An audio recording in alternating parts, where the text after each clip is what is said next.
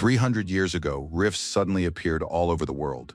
Countless hordes of monsters poured into our world through these rifts. As a result of this catastrophe, the world was plunged into chaos. But in the midst of this catastrophe, humanity was given a new opportunity. The awakened appeared. Lucky individuals with strong aptitudes were given the chance to awaken in various professions. They can also grow stronger by defeating monsters and exploring hidden worlds. Such people are called professionals. Today is the student's awakening ceremony. Instructor Li Yu called the next student to come to the stage. She invited Lin Luo. Lin Luo was a student at the University of the Awakened and considered himself, without a doubt, the most special of all the students. The young man believed that everyone present would soon see him soar into the sky after many years of living on Earth. Lin Luo was about to start a new life by pretending to be someone he wasn't. The young man placed his palm on the testing sphere. The sphere glowed brightly. Everyone present assumed it must be a combat profession. Could this simpleton have obtained a rare profession? But upon seeing the bright glow of an unusual color, Lin Luo decided that his time had come. Today would mark an important milestone in his rise to power. Mentor Li Yu announced that this young man's profession was a level D healer. She congratulated the newly awakened student and said he would be an excellent support for the combat classes. Those present were surprised. Had they really heard correctly? A healer is someone who can stop bleeding, heal wounds, and treat illnesses. They're also known as nurses. The other students wondered in surprise, aren't girls the only ones who can awaken such a profession? Had a male nurse really appeared in their class? Lin Luo felt discouraged. His friends tried to reassure him, pointing out that he hadn't awakened to mundane professions like cook or janitor. Most people don't even have a profession. Lin Luo could always work hard to become the best nurse. The guy got angry and said that if they were suggesting he become the best nurse, then when they were injured and needed his help, he'd make sure they all bled out and died. His friends kept mocking him. A healer is a lifesaver for someone who's seriously injured. Befriending a healer is practically a guarantee of survival. You can't joke around with them, or you might die during treatment without even knowing why. Lin Luo told them never to call him Nurse Lin again. He'd rather be called a male nurse then. There are several ranks, however. Lin Luo had the lowest rank D, and he was still a second-rate awakened. This was not at all what he had in mind when he thought he would soar to the heavens. His best friend, Tong Cheng, told him not to lose heart. From now on, he'd take him along on all kinds of missions. Tang Cheng was a rank C stone knight. Lin Luo said that if they teamed up, they'd be nothing more than sandbags for the monsters.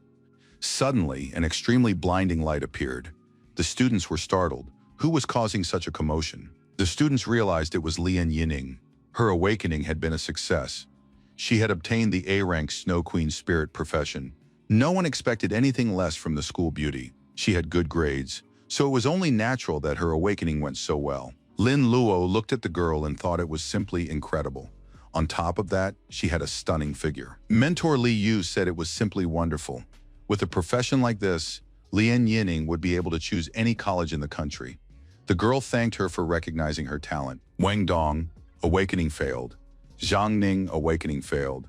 Zhou Lin, awakening successful. Profession, master chef. Lin Luo concluded that everything was in the hands of fate. In any case, the young man decided to start by checking the attribute panel, which only he could see. The young man saw that his skill was skin burst. But what was that? Perhaps it was some kind of modified skill? Lin Luo had never even heard of such a thing before. It was a modified ability that caused the target's skin to burst instantly, ignoring the target's defenses and causing pain and bleeding. Lin Luo thought, if healing heals wounds and relieves pain, then this skin burst creates wounds and even seems to rub salt into them. This is nothing like a healer's ability. The young man realized he didn't yet have enough levels or skill points to learn anything new. What kind of effect could this skill have? Lin Luo wondered, what about other skills? What if his original base skill was healing, but it had mutated into skin burst? The protagonist thought, doesn't that mean he can change his own skills? The young man decided it was definitely worth a try. Tang Cheng asked what Lin Luo was doing right now. The young man replied that he was buying a skill book. Tang Cheng remembered that his friend was also rich. After all, his aunt is a professional. She's been doing cleanup work for many years. Lin Luo replied that he'd spoken with her 3 months ago. She's currently in the Star Sea. After this trip, she's entitled to a month's rest. Instructor Li Yu announced the end of the professional awakening test. Now the students could go home. Those who had awakened with a combat profession were warmly congratulated. Those who hadn't awakened shouldn't despair, because they still had a long road ahead of them. Tang Cheng asked why Lin Luo was rushing off so quickly. The protagonist replied that he had urgent business to attend to. Our hero had ordered 2 new skills. Now he needed to test them out immediately. The student wondered if perhaps the boy was upset and didn't want to show it to those around him. The delivery arrived. The driver asked for a 5-star rating for prompt service and a thank you comment. Our hero now had 2 skills in his possession: stop bleeding and pain relief. He set about learning the skills. After a while, he received a notification that he had mastered the skills. Now Lin Luo could raise an opponent's body temperature, inducing a fever that slows them down, disorients them, and causes nausea. This could be combined with skin explosion. He could also intensify the pain. The guy couldn't believe he now had such a skill. The protagonist never imagined he'd have the ability to modify his skills in this way. Now, no one would dare treat him like an ordinary healer. A notification popped up on his smartphone, and our hero saw that he'd been added to Ms. Liu's pre-exam preparation group chat. Lian Yining and Tang Cheng were also in this group. The mentor announced that she had added everyone who had awakened to a combat profession today to the group. The next exam would be in 10 days. The protagonist was delighted. He decided to show everyone who was truly mediocre here. Everyone would have to experience it for themselves. The girls were heading home after class. A friend asked why Yining was so upset. Could she really be worried about Lin Luo? Lian Yining replied that wasn't the case. Her friend didn't believe her and suggested that she had a crush on him. The girl added that Yining should think carefully, because things weren't the same as they used to be. Yining was going to attend the best university. Lin Luo clearly wasn't up to that standard. They were growing further and further apart. Yining had to admit it. Yang Haran, who had become a sword mage, approached the girls. He congratulated Lian Yining on awakening her Class A profession. The guy asked which university she had decided to apply to. Her friend recalled that this guy had been courting Yining for many years. Now he had obtained an A-class profession, sword mage. Many students say the two are a perfect match, but it all depends on Yining's feelings. Yining addressed the young man formally and told him to call her by her full name. Her friend thought that Yining wasn't giving this young man the slightest chance. Lian Yining declared that this was her personal business and none of anyone else's concern. Her friend tried to stop her. Yang Haran thought Yining was playing hard to get. However, he knew that she had written a love letter to Lin Luo. But that guy was just a lowly D-rank healer, Haran thought. If this girl doesn't give in to him, he'll be ruthless. The Plain of Demonic Rats. This area is located in the northwest of the magical city. It's home to many cunning magical rats. The monsters' levels aren't high, making it suitable for beginners to practice. The apprentice thought that the monster's level was low, plus it was close to home and had convenient transportation. Lin Luo decided he would test his mutation skills here and level up at the same time. The participants formed groups to fight monsters as a team. The mentor said they didn't have much time, so they needed to prepare, and they would be setting out soon. The girl suggested that the younger apprentice team up with her. After all, he was the same age as her niece and had only recently awakened. She was ready to look after him. Lin Luo thanked her for the offer and said he'd try to manage on his own. A participant asked Kiyoshi what she had said to that boy. The girl replied that she'd met an interesting young man. She'd wanted to look out for him, but he hadn't appreciated her gesture. The guy said that this kid doesn't even understand what he's about to do. The rat plains are full of fallen newbies. The same fate might await him. Kiyoshi noted that most new recruits are excited and emotional on their first time in battle. However, this guy's eyes showed absolute calm. He was not only confident, but also composed, and that's a rare thing. Kiyoshi added that Crane had found the coordinates of a special monster. She was sure they'd be able to get something out of it. They had to hurry so no one would beat them to it. At one of the locations, a battle with rat monsters was in full swing. Someone was screaming that a demonic rat had drained half his blood with its very first bite. The mentor said that 2 people being unable to handle a single rat was simply a disgrace. Lin Luo peeked out from behind a tree and saw one of the monsters devouring its prey. It was a level 2 demonic rat. It possessed a thirst for blood and a venomous bite. The protagonist thought, even though these monsters are meant only for beginners, the stats of these demonic rats are extremely high. Their stats are twice as high as those of an ordinary professional of the same level. Now it was time to put his skills to the test. The demonic rat was defeated and Lin Luo gained experience points. The young man thought that his mutation skill was extremely powerful. Ordinary fighters struggle to handle this monster, yet he had dispatched it in a second. Lin Luo found another monster and decided to try it again. The attack was successful once more. Lin Luo defeated the demonic rat and gained experience points. The damage isn't dealt as quickly as with the skin explosion, but it causes continuous bleeding. The target dies over time either way. The guy was satisfied since he was gaining a lot of experience by hunting alone. Lin Luo realized that if he had a high-level profession or a hidden profession, he would receive more free attribute points upon leveling up. Since he was only D rank, he wouldn't get any bonuses. The young man decided he had one last skill to try. To do so, he targeted the rat. Pain amplification should double the pain. However, if the target isn't feeling any pain, there's nothing to double. Lin Luo increased the skill's intensity, and the target was destroyed. The rat was still powerless against the skin explosion. There's no chance he'll need to amplify that pain. He'll have to test this skill on a boss. Lin Luo destroyed the demonic rat and gained experience points. The player leveled up to level 10, and his 4 attribute stats were increased by a fixed amount. Now he can unlock new skills. Lin Luo thought this was simply wonderful, since he had reached level 10 on his own in just 6 days. With his skill points, he can now learn a new skill.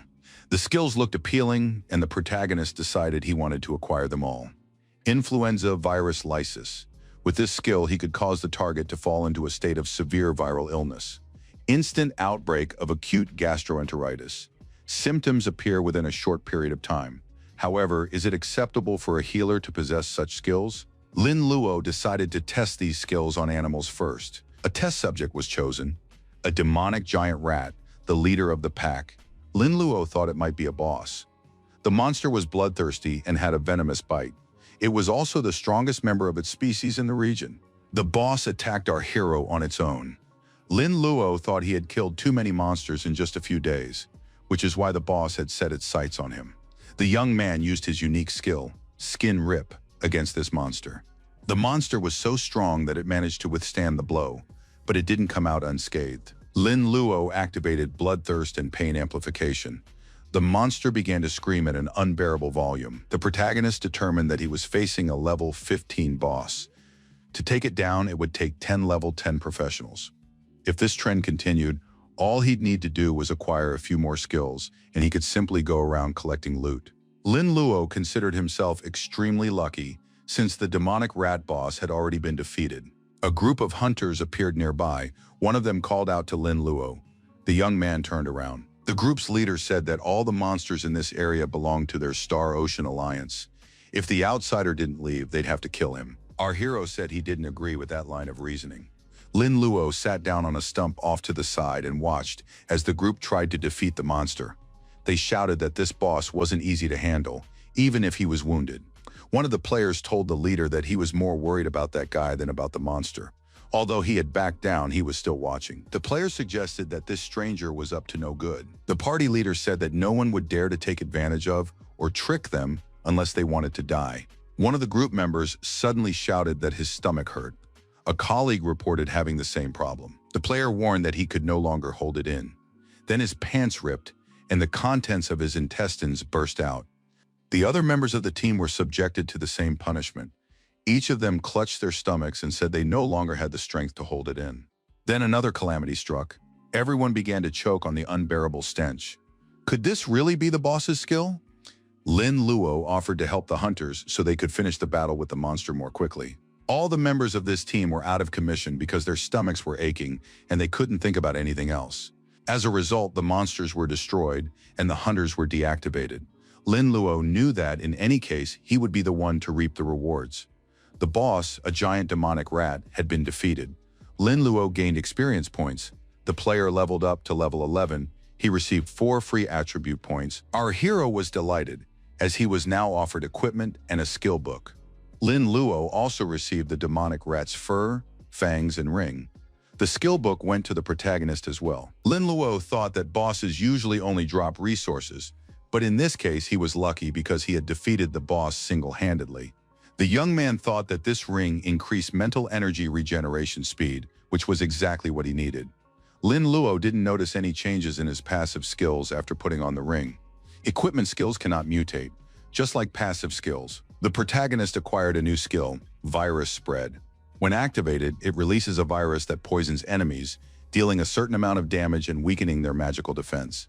The young man decided to test the skill book to see how useful it was. Lin Luo learned the skill, Black Plague Explosion. This disease is known as bubonic plague. The skill allows him to quickly spread the plague to a specific target or area. It is highly contagious and caused one of the most terrifying epidemics in history. It is just as terrifying as the Heavenly Curse. The protagonist realized that his Black Plague was only level 1, so it wasn't that terrifying. However, it shouldn't be underestimated. If combined with the pain amplification spell, it could create a plague zone with a high degree of destruction. Lin Luo decided to put all the materials in his backpack, since they also had some value. The protagonist spotted a rift in space and concluded that it looked like a secret realm. It was a newly formed realm. Secret realms differ from ordinary dungeons in that there is always a high risk of death within them. However, inside them lie countless monsters, gear, and treasures. The rewards in a secret realm are far more valuable than in dungeons of the same level. Each time one appears, it causes a stir among professionals. Dungeons and secret realms are usually divided into categories. There are 4 difficulty levels. The higher the difficulty, the greater the rewards. The difficulty level of this realm was the 2nd out of 4. Would it be difficult to clear it alone? Our hero thought if he left now to seek help, this realm might fall into someone else's hands. Wealth and risk. The young man decided to fight for it. The group of players felt their mission was going quite well. Kiyoshi hadn't expected to find a skill book here. Soon she would reach a new level. Kiyoshi glanced to the side and spotted the entrance to the secret world. It looked as if it had just appeared. The players thought this was a huge stroke of luck. After all, no one had expected to find an entrance to the secret world here. They needed to go over and take a closer look. The young people decided they could sell this entrance for 3 million. The girl said 4 million. If they named a price, she was ready to buy it. A player told Kiyoshi not to do it. After all, she didn't know if there was anyone inside. The girl replied that they checked everyone on their way here. There were only low-level newbies here. They wouldn't dare go inside. The secret realm, the Scarlet Altar. The main quest requires you to defeat the monsters in the cave and destroy the Scarlet Altar. Originally, this cave was a sacred place where generations of lizard people had lived. However, 100 years ago, the lizard people were corrupted and turned into monsters. Lin Luo knew that as soon as he entered the secret world, a quest would appear. Completing it would allow him to clear the level, but this quest was no easy task. The lizard men, infected by magic, had become extremely bloodthirsty and brutal. They had thick skin but a natural fear of magic.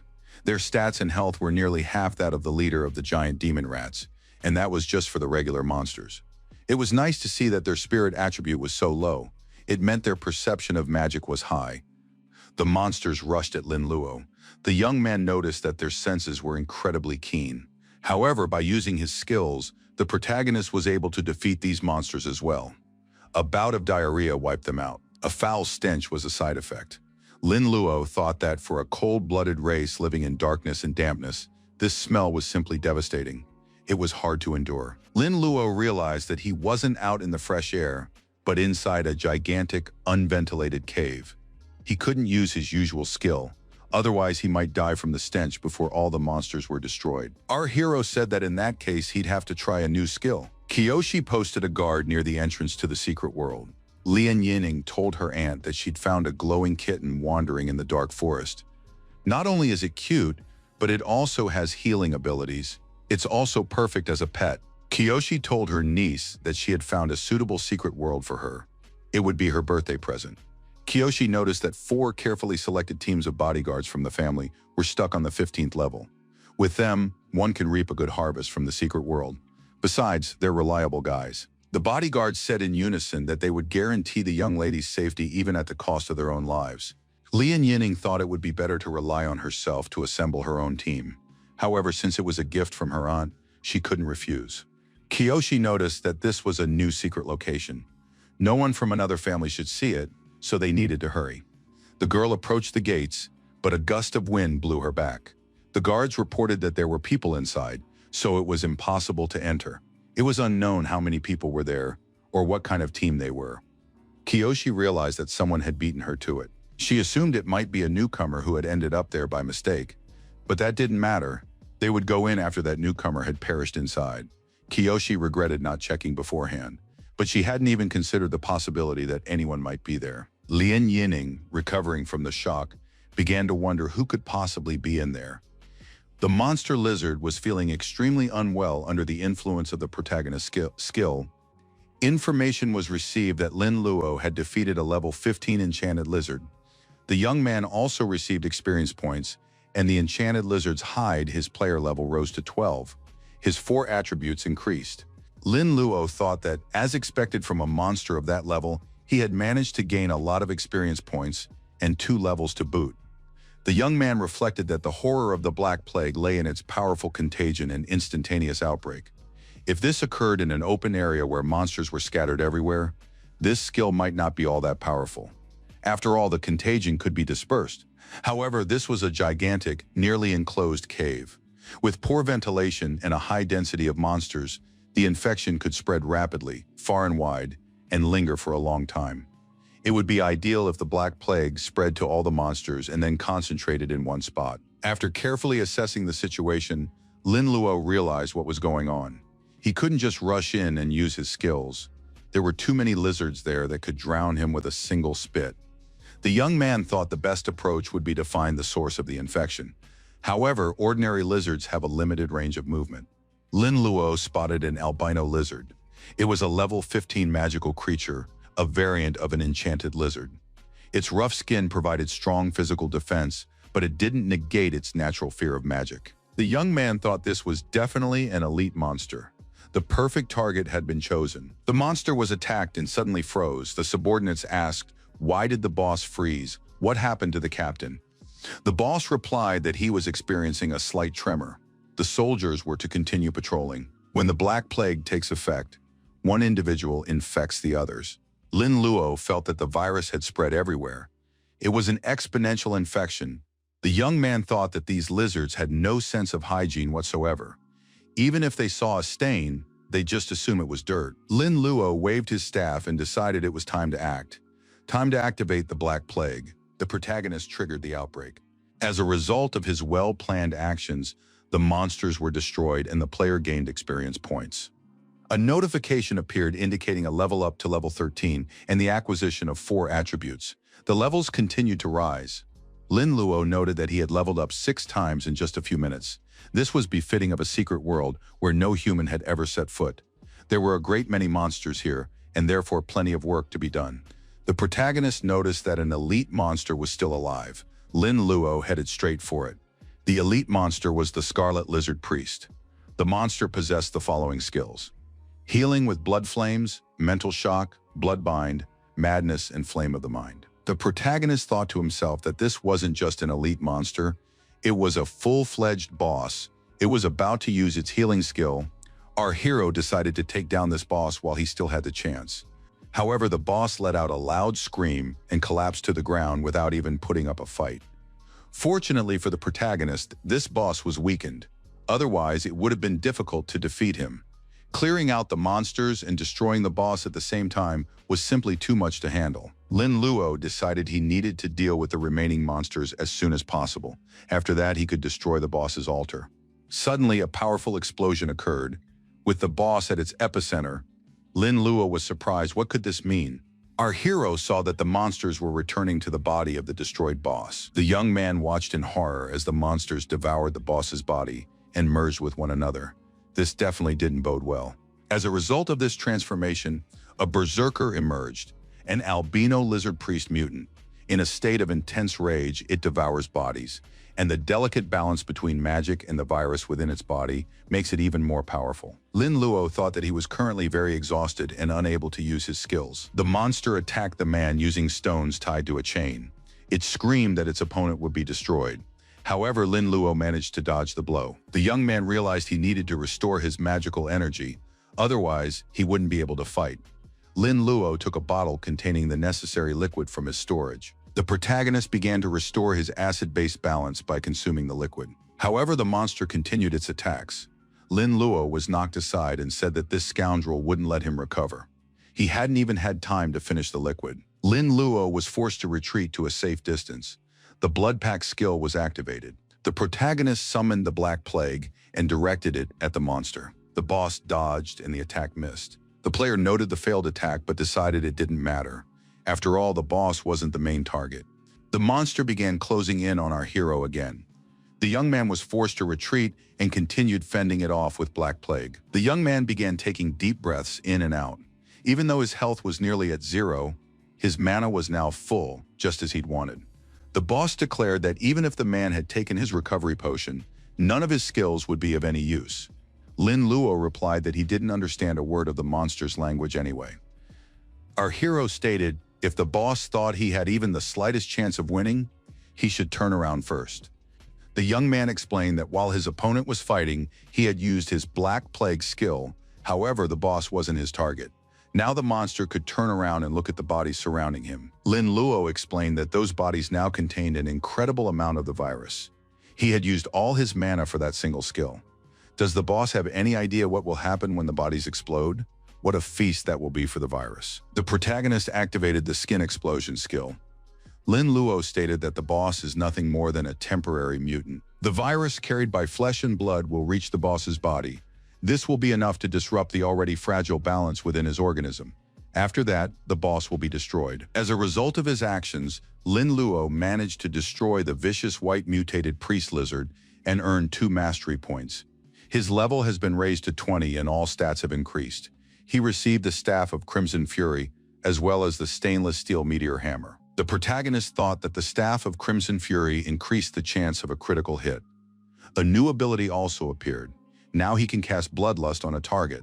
The steel meteor hammer deals damage to all targets and has a chance to stun them. Now our hero can learn new skills and make full use of his mastery points. He can use the skills Confusion and Alzheimer's disease. Lin Luo thought his skills were becoming increasingly absurd.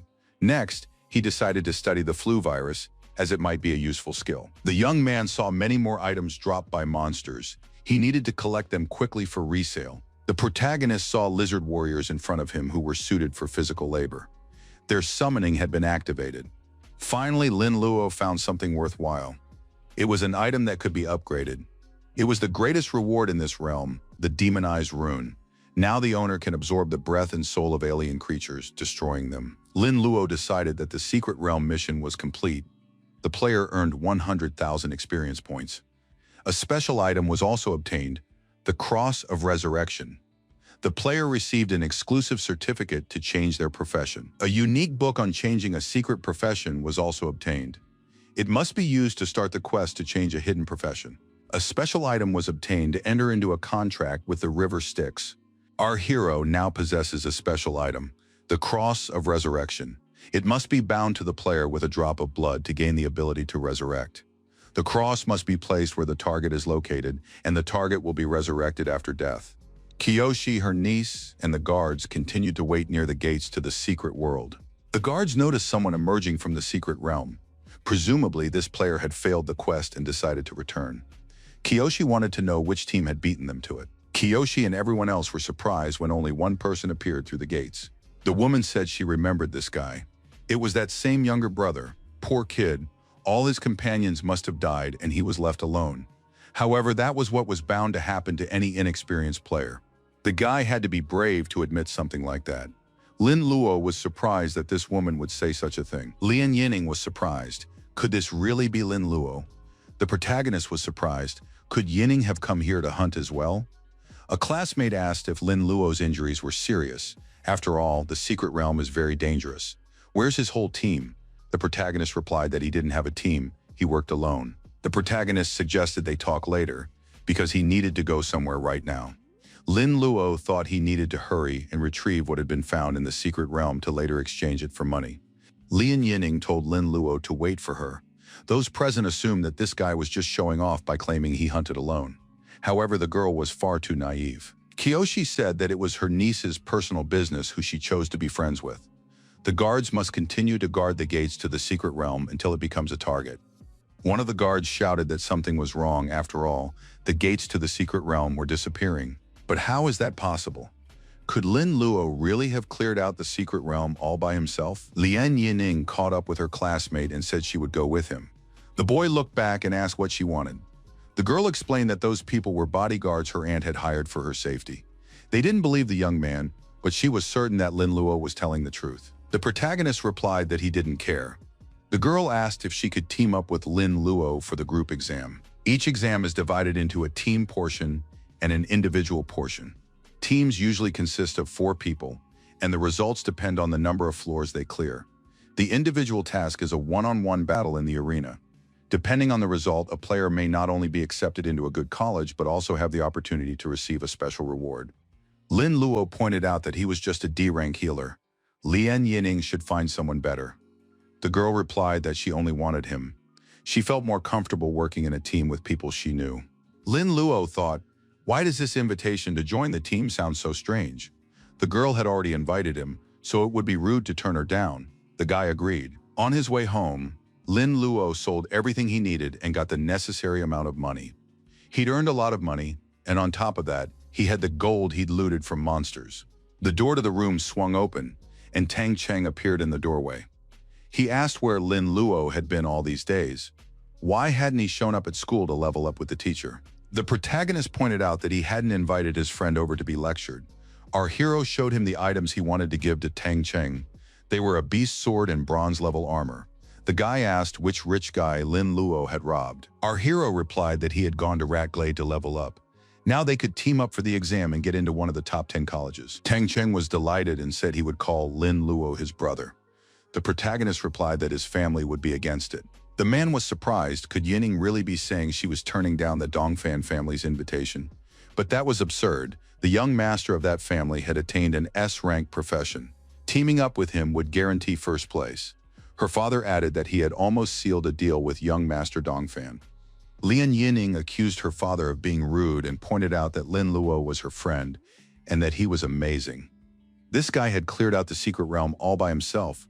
He was even better than young Master Dongfan. The man said that was interesting. Apparently, this guy is an S-rank professional. Yining replied that he's a D-rank healer. Her father was surprised. Could a D-rank healer really have cleared out the secret realm? He'd never believed such stories. It wasn't worth making him angry. Kiyoshi told her brother that his daughter was right. She herself had witnessed what happened. This guy definitely has some secrets. Yining's choice might be quite the right one. The man said he was washing his hands of the matter. His daughter and sister could do as they pleased. The day of the exam arrived, the Tower of Trials. Bin Bin, the live broadcast host, greeted viewers directly from the Tower of Trials. She noted that today, more than 20,000 new professionals would enter the tower to have their abilities assessed. Everyone knows that there are about 1,000 such towers in the world. They are a gift from the heavens.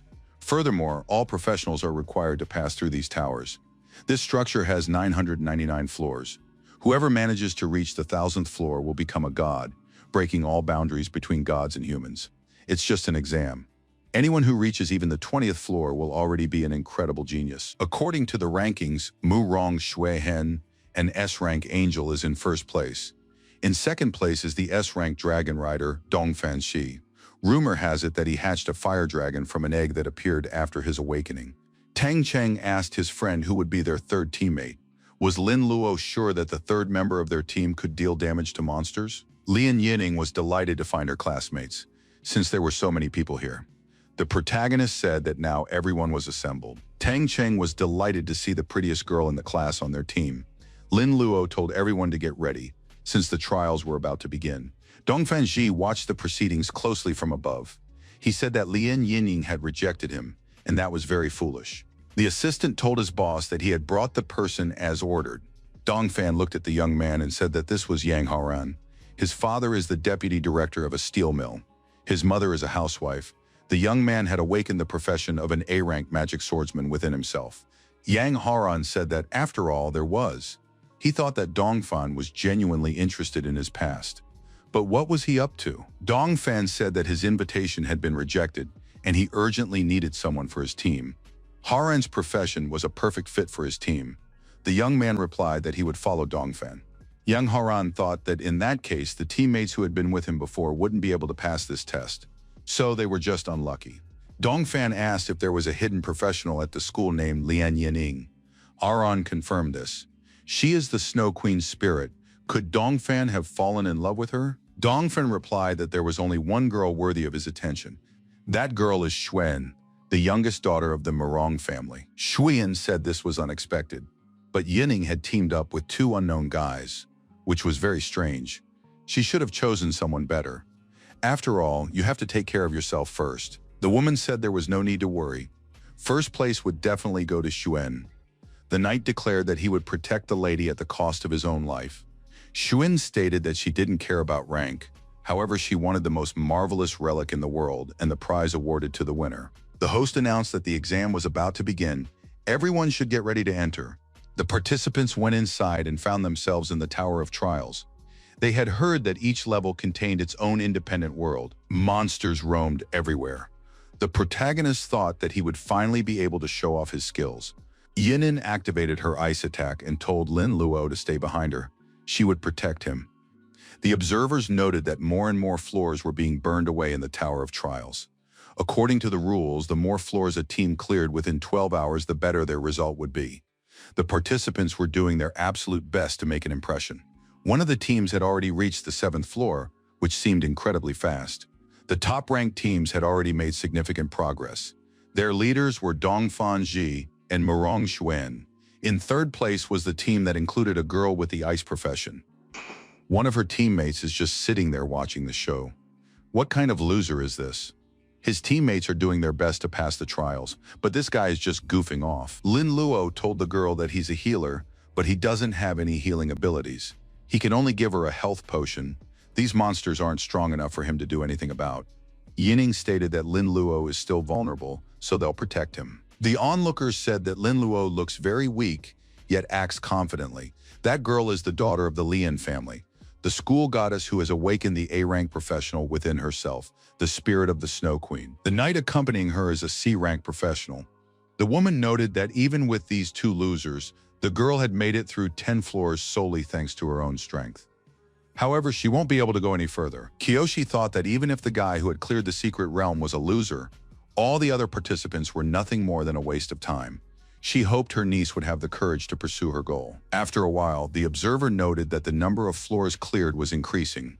More and more participants were getting injured or even killed. As they climbed higher in the tower, the monsters grew stronger. If anyone made it to the 26th floor, it would break the city's record. However, after the 15th floor, there were practically no camera recordings. The monsters are so powerful that they wipe out all the hunters. However, this is good for individual missions, as it prevents information about the participants' secret abilities from leaking. Lian Yining's team fell from 3rd place to the top 30. This is understandable, since the girl is carrying 2 underachievers on her back. The young people followed their team leader. The girl took deep breaths to steady herself. At one point, Lian Yining said that this was her limit. Tang Cheng said that Yining was truly amazing. Other teams work together, but in this team, everyone relies solely on the leader. The fact that they'd made it to the 19th floor was already amazing. Lin Luo told his teammates that they needed to switch positions. He would lead the way from here on. Tang Cheng was surprised. Wasn't Lian Yining their team leader? The girl noted that Lin Luo had cleared the secret realm all by himself. She was no match for him. Tang Cheng glanced at the info panel and saw that his friend was at level 26. He would definitely be able to break the record. The protagonist asked Yining to unfreeze one monster. The girl agreed, but asked why it was necessary. The protagonist asked what the monster would do if they released it. Yining replied that most monsters live in packs. If they realize their enemy is stronger, they return for reinforcements. Lin Luo confirmed this. He told the girl to unfreeze the monster and get ready to level up. Lian Yining still didn't understand how Lin Luo had single-handedly wiped out the secret realm, but she was very eager to see it for herself. The monster was unfrozen, turned around, and began to run away. Our hero noted that this monster was very fast and extremely angry. After a while, a dozen more of its allies returned along with this monster. Tang Cheng was surprised what was going on. That monster couldn't have brought reinforcements so quickly. Yining was also surprised where had all these monsters and trolls come from. Tang Cheng noticed that they had cleared the area of monsters. The protagonist noticed that people were watching them from a distance. These people had deliberately brought the monsters to slow down the other participants. What's wrong with these scoundrels? One of the monsters came very close to Yining. The girl thought it was already too late to defend herself. At that moment, the protagonist activated his skill. Summoning, the summoned lizards appeared. The guy was hoping for gradual improvement, but didn't think he could pull it off. However, he ordered the lizard warriors to attack the monsters.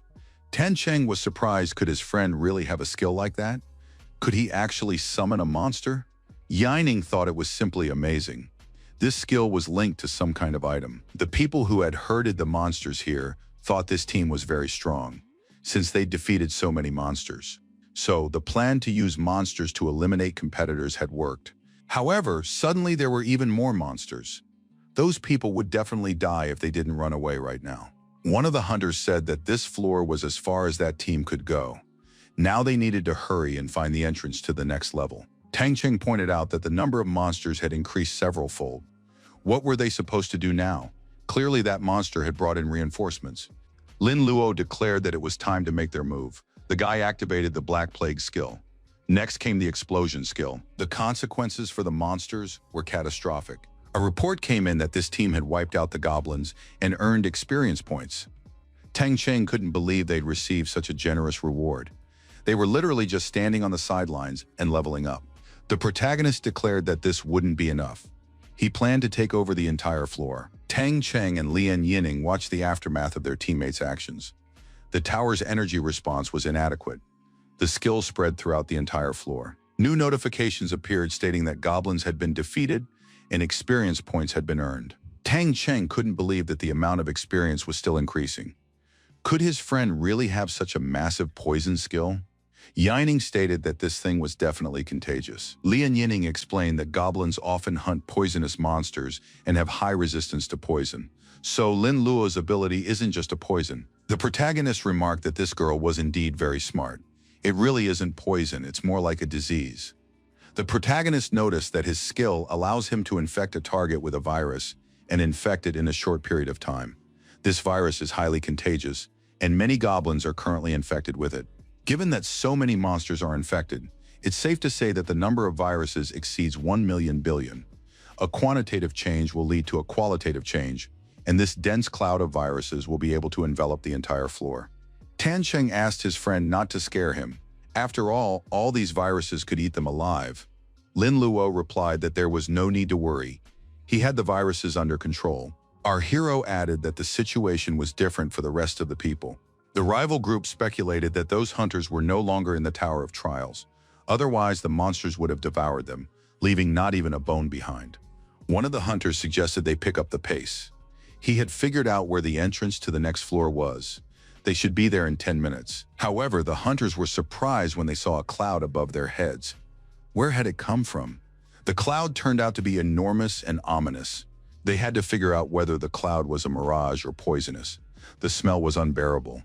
It was impossible to breathe. The hunters complained of headaches. They had to get out of there.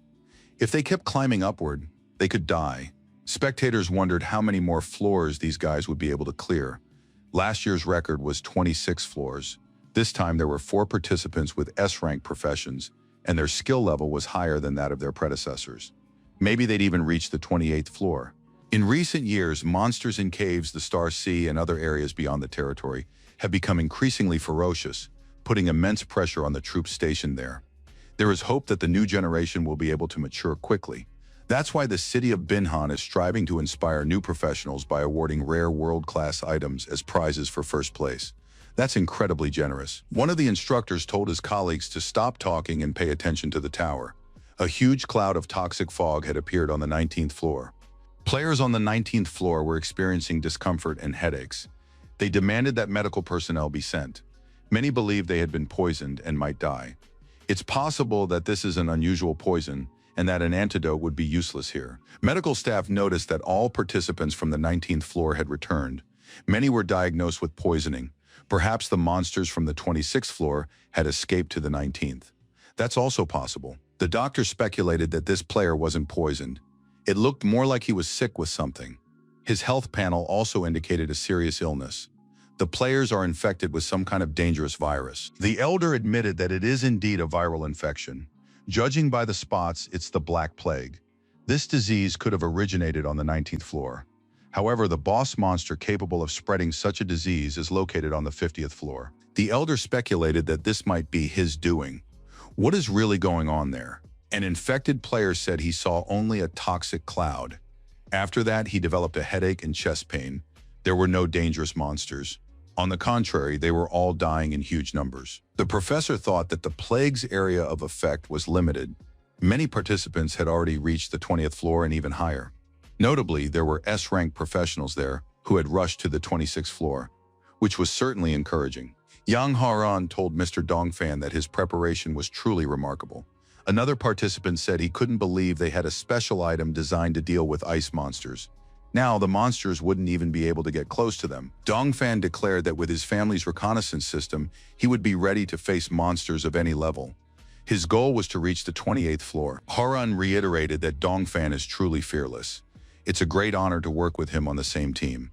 This team is currently the only one on the 26th floor. The team leader noted that Murong Xuen and her team might also be here. Dongfan added that this was the best they could do, and that was regrettable. Murong Xuen and her team were indeed engaged in a fierce battle with monsters at that moment. The assistant said that the number of monsters was simply enormous. It seemed as though they were specifically targeting this team. What should they do? The female assistant told Xuen that she had no strength left. Xuen replied that thanks to Mei, she could conserve as much of her strength as possible. From now on, she would mainly be dealing damage. Mei admitted that she had actually smeared their bodies with jade bee honey. It's the poisonous monster's favorite treat. In the future, there will be even more monsters, and not even Xuen will be able to survive them. Murong asked why Mei had done that. The girl replied that she had been driven by jealousy. Xuen was born with beautiful skin, is constantly surrounded by guys, and enjoys all the blessings of this world. Mei added that only Dongfan was different and truly appreciated her. He even promised that if she helped him win, he would marry her and make her part of the Dongfan family. Mei asked Xuen to simply sacrifice herself just this once. The assistant was outraged. How dare that wretch betray them? Xuen claimed that Dongfan had deceived her and was simply using her. Mei replied that this was impossible. Dongfan would never lie to her. He was honest and wanted to introduce her to his older family members.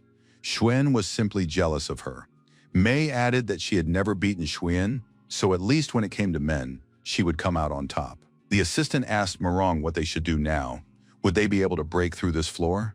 Xuen replied that there was no need. They were good enough for tomorrow's individual challenges. She added that once she passes these trials, she'll reclaim first place. The entrance to the 20th floor, Tang Cheng remarked that it's easy to pass the trials when Lin Luo is by his side. They managed to clear the floor of monsters and gained a lot of experience. The protagonist said it was too early to celebrate. There's a lot of work ahead. Now they need to proceed immediately to the next level. Tang Cheng said he would follow the leader's orders in everything and that they would easily be able to handle any challenge. Lian Yining pointed out that while Lin Luo's skills are excellent for defeating monsters, there must be a limit related to magical energy. On the lower floors, the monsters are weaker and lack strong magical defenses. On the upper floors, things are different. Lin Luo said that Yining was right, but the limitations weren't limited to that. His abilities were only useful in hidden realms and dungeons where monsters gathered in groups. His skills weren't very effective in large open spaces with good air circulation. The protagonist pointed out that there was another very important factor. His ability affects a large area. When monsters are destroyed, other players may also be affected. Yining noted that the other players were able to escape the tower and heal themselves before they died, but this would affect their scores. By acting this way, they must not harm the other participants. Lin Luo pointed out that in this world of combat, if you don't fight, you'll die. Professionals bear a huge responsibility, and their lives are always in danger. If they can't even withstand a setback like this, how will they fight monsters and invaders in the future? Tang Cheng said that Lin Luo was absolutely right, and he was ready to stand in their way. Yining added that she too would stand by Lin Luo's side. The protagonist called on his comrades to follow him to the next level. The Tower of Trials, level 20. Monsters were visible everywhere. Tang Cheng decided to lure the monsters toward him and shouted loudly. The guy kept throwing rocks at the monsters and telling them to fight him. However, when the monsters started to approach, Tang Cheng got scared, turned around, and ran away. The young man ran up to the leader and said he had lured the monsters to him. Now it was time to use the virus. One of the monsters closed in on the protagonist to a dangerous distance. Lian Yining reacted with lightning speed and destroyed the monster. The girl declared that as long as she was there, no one would lay a finger on Lin Luo. The protagonist looked at the number of monsters and suggested launching an attack. The instructors noted that Dongfan Ji's team and the unrivaled swordsman Chen Ping'an's team had reached the 27th floor. The record had been broken, It was a shame that Morong hadn't been able to make it that far. An instructor remarked that Shuin was very strong. Perhaps an accident had occurred. The elder observed that among those Dongfan had suppressed, true geniuses might emerge in the future. The dragon priest had been suppressed many times out of envy whenever he demonstrated his talent, yet he still became the best. One of the guards reported to the head and the instructors that something bad was about to happen. Poisonous clouds have reappeared in the trial tower above the 19th floor and continue to rise. In just 4 hours, the poisonous cloud reached the 24th floor. According to rough estimates, about 3,000 participants have been infected. At the moment, aside from a few low-ranking participants, there are several top students who are located above the 24th floor. The director asked how many participants were currently upstairs. The guard replied that there were at least 100. The instructors wondered what was happening up there. Is there really a special boss monster there? However, even if there is a powerful boss, it doesn't seem likely that it would have made its way from the 19th to the 26th floor. Most likely, a human did it. One instructor asked a colleague, "Do you really think there are traitors in the teams?" Over the past 300 years of the apocalypse, most of humanity has fought for survival with the help of a handful of professionals. Some of them are exceptions. They either refuse to accept their failed awakening or seek even greater power. That is why they decided to submit to an alien demonic god.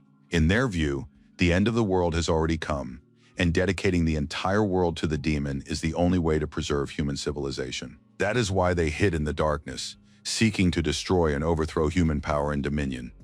These people are called the Fallen. The instructor said that if the Fallen were involved, they would have destroyed all the participants. Why give them a chance to escape? A colleague replied that the Fallen might be targeting S-rank professionals. The leader said that the tower is locked down during the exam, so no one can enter. We can only hope for these talented people. The number of Fallen who got inside isn't that large. Perhaps the professionals will be able to fight them off. The Tower of Trials, level 26. The hunting team entered this floor. Tan Hang remarked once again that Lin Luo was truly incredible. After all, it was thanks to him that they had conquered the 20th floor. Yining noticed that she had also reached level 25. If she told anyone about this, they would definitely be scared. The protagonist announced that he was already at level 30. He also had 4 skills to learn. After reviewing the information he'd received, our hero saw that he now possessed the skill Sexual Desire. Within a short period of time, these mutated skills can cause the target to lose their rationality and feel an urge to mate with surrounding creatures of any gender, at any time, in any place, and in any state. The other abilities were no less astonishing: genital warts, gonorrhea, and outbreak of syphilis. Lin Luo thought this was very cruel. He should swap these mutated skills for normal ones. How could a decent person possess such abilities? The protagonist decided that in any case, he had to study all these abilities without missing a single one. Lian Yining asked why Lin Luo had such a strange expression on his face. Tong Cheng suggested that he had the smile of a pervert. The girl asked what Lin Luo was doing. The guy replied that they'd be better off not knowing. Yining reminded him that after reaching level 30, he could complete a quest to obtain a second profession. Was Lin Luo ready for this? The protagonist agreed to take a look at the quest to obtain the profession. He remembered that in the secret realm, he had acquired a special book for obtaining a hidden profession. He no longer needed to wait. The player activated the special book to obtain a hidden profession. Now he had to prepare to complete the mission. He had to choose one of the following hidden professions as his second specialty. The options offered were Dark Lord and Evil Doctor. The protagonist had never heard of them. Which one should he choose? Dark Lord, a unique hidden profession that seems powerful. However, he has a feeling it won't fit well with his current skills. Moreover, he'll have to change his appearance and look like a skeleton, which is quite inconvenient. Evil Doctor, by choosing this option, the player will become the most evil and unprofessional doctor in history. The skill Irresponsible Surgery will be acquired. Lin Luo thought that Evil Doctor was brilliant. It felt like a box of surprises. Who could possibly turn down such an interesting and no-strings-attached surgical procedure? Lin Luo activated the profession change and became the Evil Doctor. The hidden profession had been selected. He received the unique hidden quest Silver Heart. This is the only class change quest. Defeat the alien boss and obtain its heart.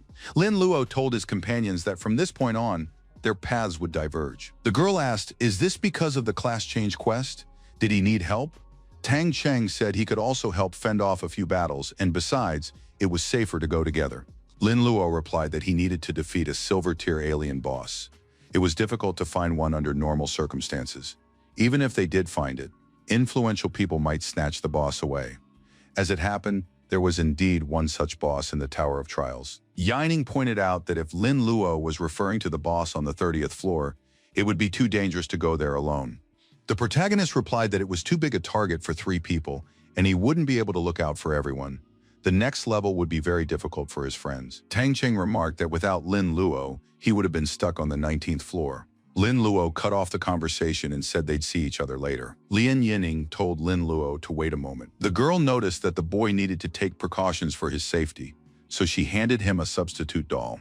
It was a unique, single-use item that, when worn, could be used once to block an attack, after which it would disappear. Lin Luo refused, saying that this item was more important to Yining, so he couldn't accept it. Yining insisted because his safety was very important to her.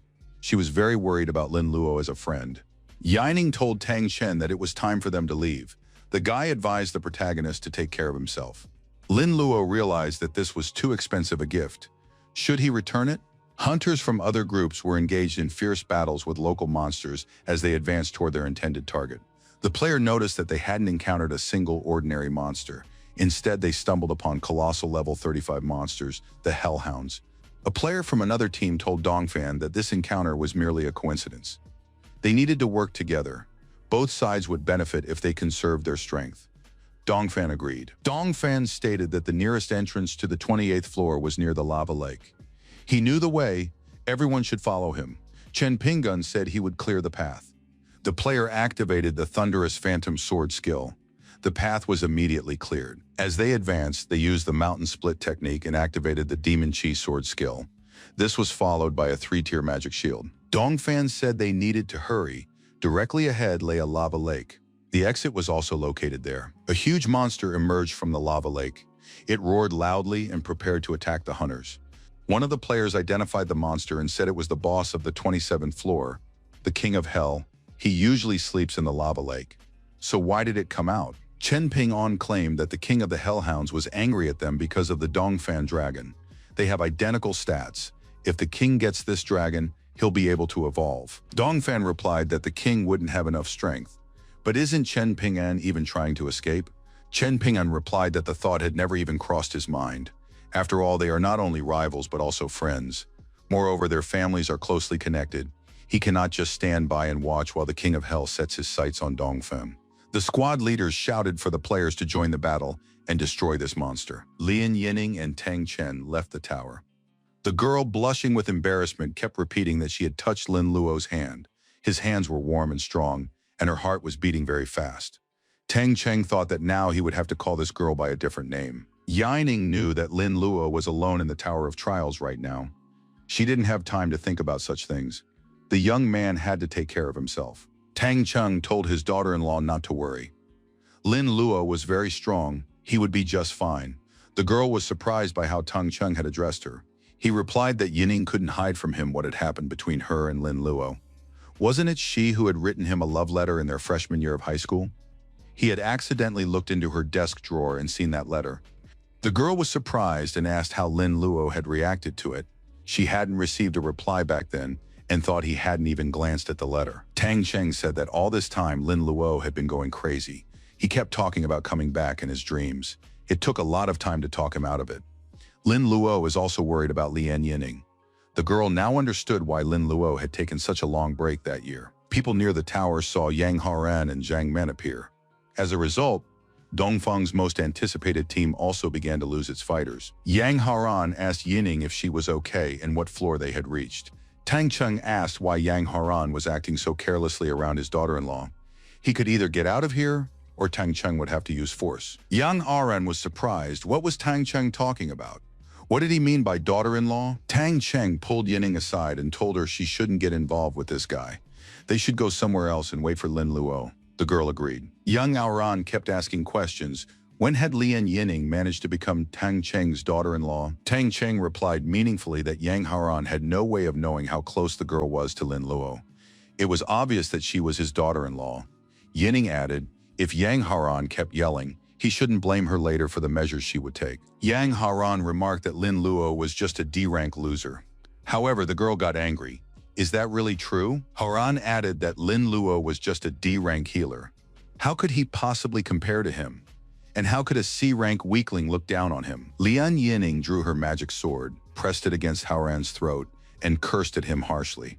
Tang Cheng asked if Haran really thought the guy who had led them to the 26th floor was a loser. Yang Haran looked at the rankings and shouted that it was impossible. How could Lin Luo have led them there and even made it up to the 27th floor all by himself? Those present began to wonder what had happened in the tower. How had a healer managed to climb so high? What skills does he have to compete with an S-rank player? After all, healers usually only know how to heal while under the protection of a team. The leader told Yang Haran to follow him. The deputy chief of the city guard wants to see him. The player looked at the people present and thought that he had only ever seen them on TV. None of them were respected figures. What did they want from him? The leader told the apprentice not to be nervous. They needed to get some information from him.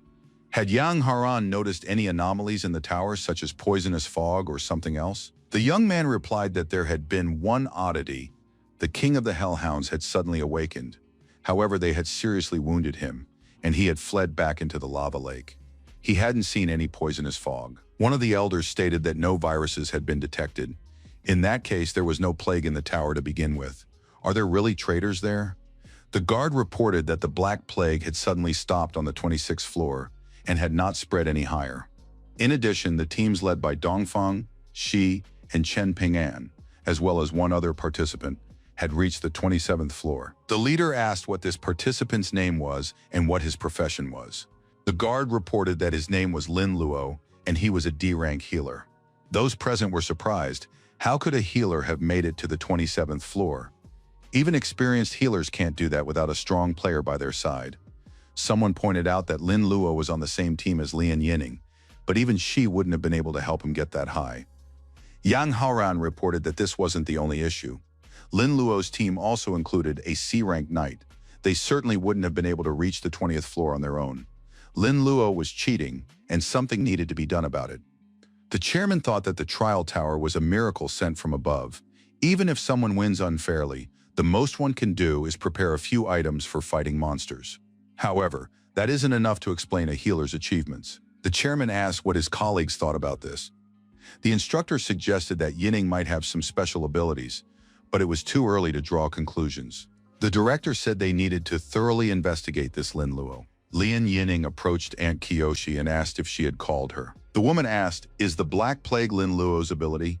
Yining grew alarmed. How did her aunt find out about this? Kiyoshi replied that she had figured it out. After all the participants from the 19th to the 25th floors had been poisoned, yet Yining's team had remained unharmed. Furthermore, Lin Luo had single-handedly wiped out the secret realm. Everything points to him.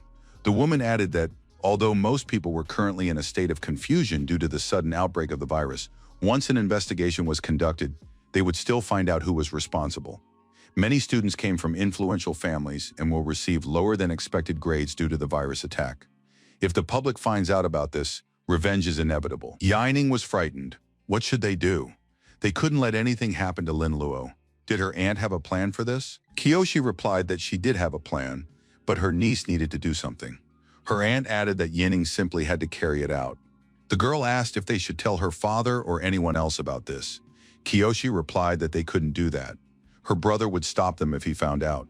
Yinin said she understood everything and would do anything for Lin Luo. The protagonist found himself surrounded by bloodthirsty monsters. Lin Luo thought that this pack of monsters was having a good time. Sexual desire is truly a powerful force. Our hero saw the king of the Hellhounds and wondered why he wasn't sleeping and had suddenly appeared. The monster looked wounded. Someone must have parried his attack, and the king had fled back into the lava lake. Now he was out for revenge. Lin Luo told the monster that it had picked the wrong opponent. He'd be happy to have a little chat with the beaten-up monster, but he couldn't guarantee anything. Our hero declared that magic should not be used against him. The guy activated the Alzheimer's disease ability. This ability can cause the target to forget or confuse its skills. Under certain circumstances, it can cause a backfire. Lin Luo decided to destroy this monster while it was still weak. He decided to give the monster one more little gift. This gift was painful, intended specifically for the boss. The boss screamed in pain. The protagonist thought something wasn't right here. Why was the boss flying into a rage? Lin Luo said the boss was just pretending to be angry. In reality, he was running away, but that was really underhanded. The hunter couldn't believe he'd been tricked by some dog. Confusion.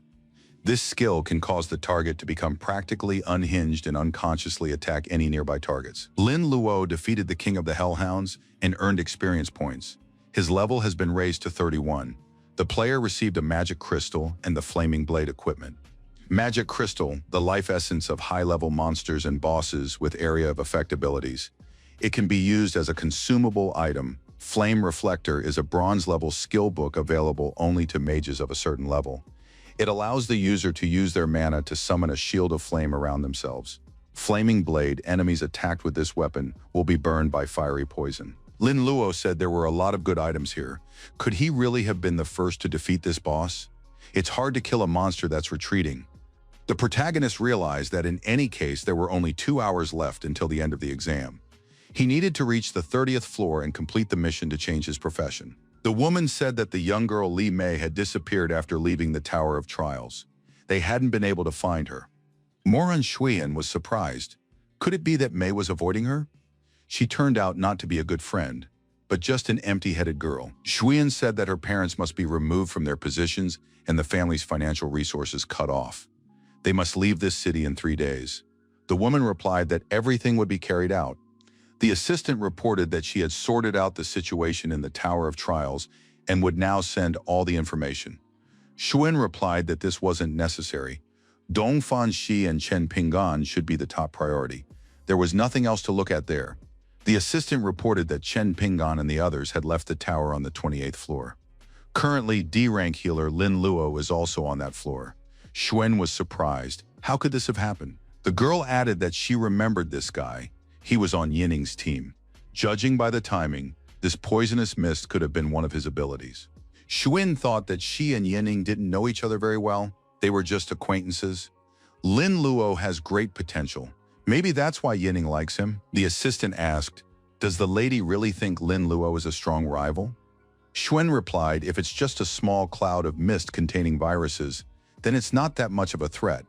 Viruses are limited in size and concentration in space. It's difficult for them to penetrate the outside world. However, if this guy has more complex abilities, then it's worth worrying about. Even if he's just a D-rank healer." The hunters near the tower were discussing the healer who had reached the 28th floor all by himself. He might have used special items to cheat. Yining heard these words and said it was nonsense. Lin Luo hadn't cheated anyone. Tang Cheng declared that there was no point in explaining anything here. They wouldn't be able to accept the reality. Kiyoshi remarked that at this rate, Lin Luo would not only break the city record, but could even surpass the students of the Imperial College and become the national champion. Yining asked her on, "Are the students at the Imperial College strong?" The answer was yes. In the Imperial capital, the record stood at 29 floors. The man who set the record is a very famous figure. His name is Zheng Meizhen, and he is a necromancer. However, as a result of a tragic incident, his family was practically wiped out. The surviving family members became servants in other clans. Yining said that the name sounded familiar. Did her aunt know him? Kiyoshi replied that it was all in the past now and not worth paying attention to. With Lin Luo's potential, there's a real chance of winning the Wonder of the World award. The students were surprised, and their aunt asked if they really hadn't heard of the Wonder of the World award. The winner would receive this award after the exam was over. Mentor Li Yu approached the students and said she couldn't believe it. Had those two really reached the 26th floor? The woman said there was one thing the students needed to know. A huge number of people were interested in them. She had been contacted by the Department of Education, the professional union, the city council, and even several influential families. From now on, they must exercise caution. Tang Cheng told the mentor not to worry. Lin Luo had explained everything to them. He said they could count on him. The Tower of Trials, 28th floor, a level 40 harpy, a level 42 bloodthirsty willow. Dongfan Ji couldn't handle the monsters. Right now, he was trying to catch his breath and stabilize his condition. The hunter hadn't expected the monsters on this floor to be so difficult to deal with. His dragon had nearly been destroyed. Did he really need to stay here? Dongfan is still far from his goal. He has vowed to surpass Zheng Meizhen and prove to the whole world that his family is #1.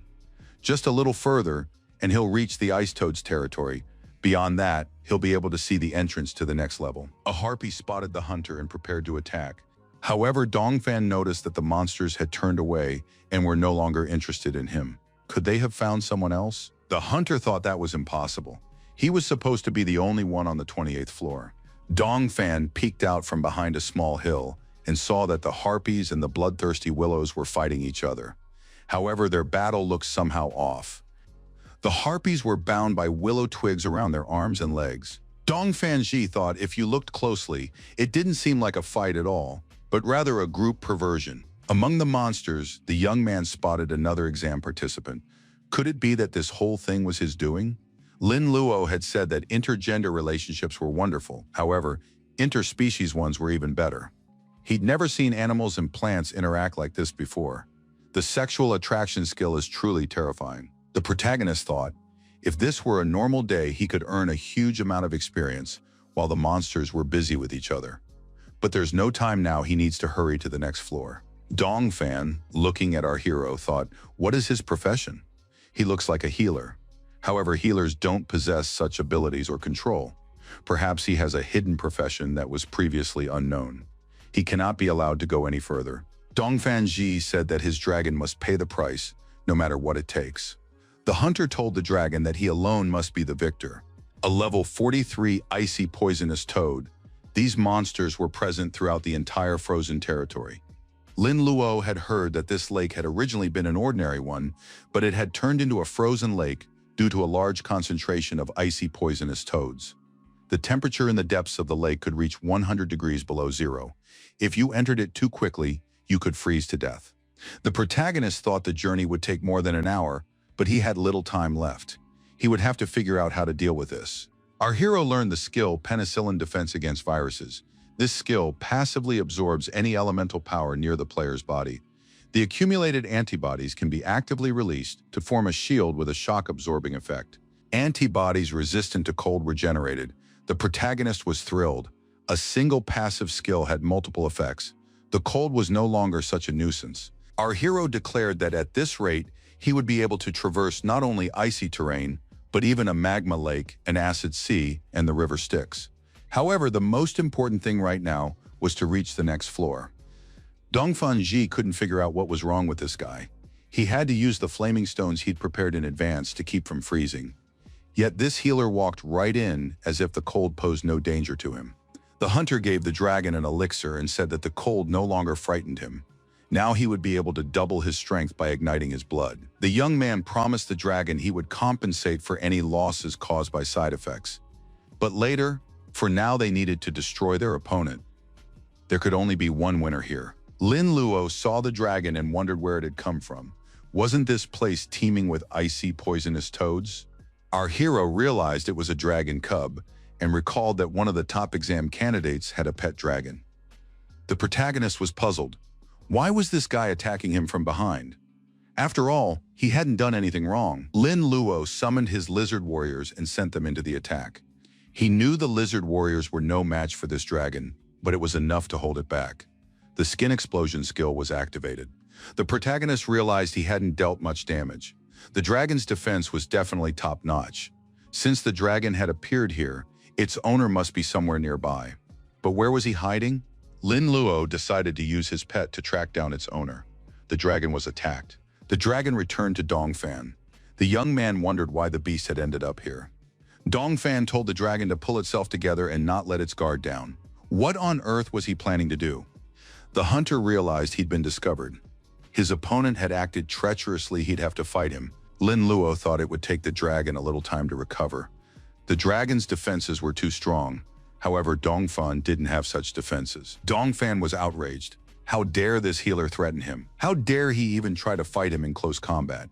Going up to the 28th floor was the biggest mistake of this weakling's life. The hunter attacked the healer and said that there could only be one winner here, and it would definitely be him, Dongfan Ji. The attacker activated the yellow flash strike skill. Lin Luo was knocked far to the side and fell into a snowdrift. Dongfan said he didn't care about his opponent's hidden profession. It was no match for his dragon rider profession. Lin Luo suddenly appeared behind his opponent and asked what he thought of his dragon. Dongfan saw the dragon lying on its back and became furious. What had that scoundrel done to his beast?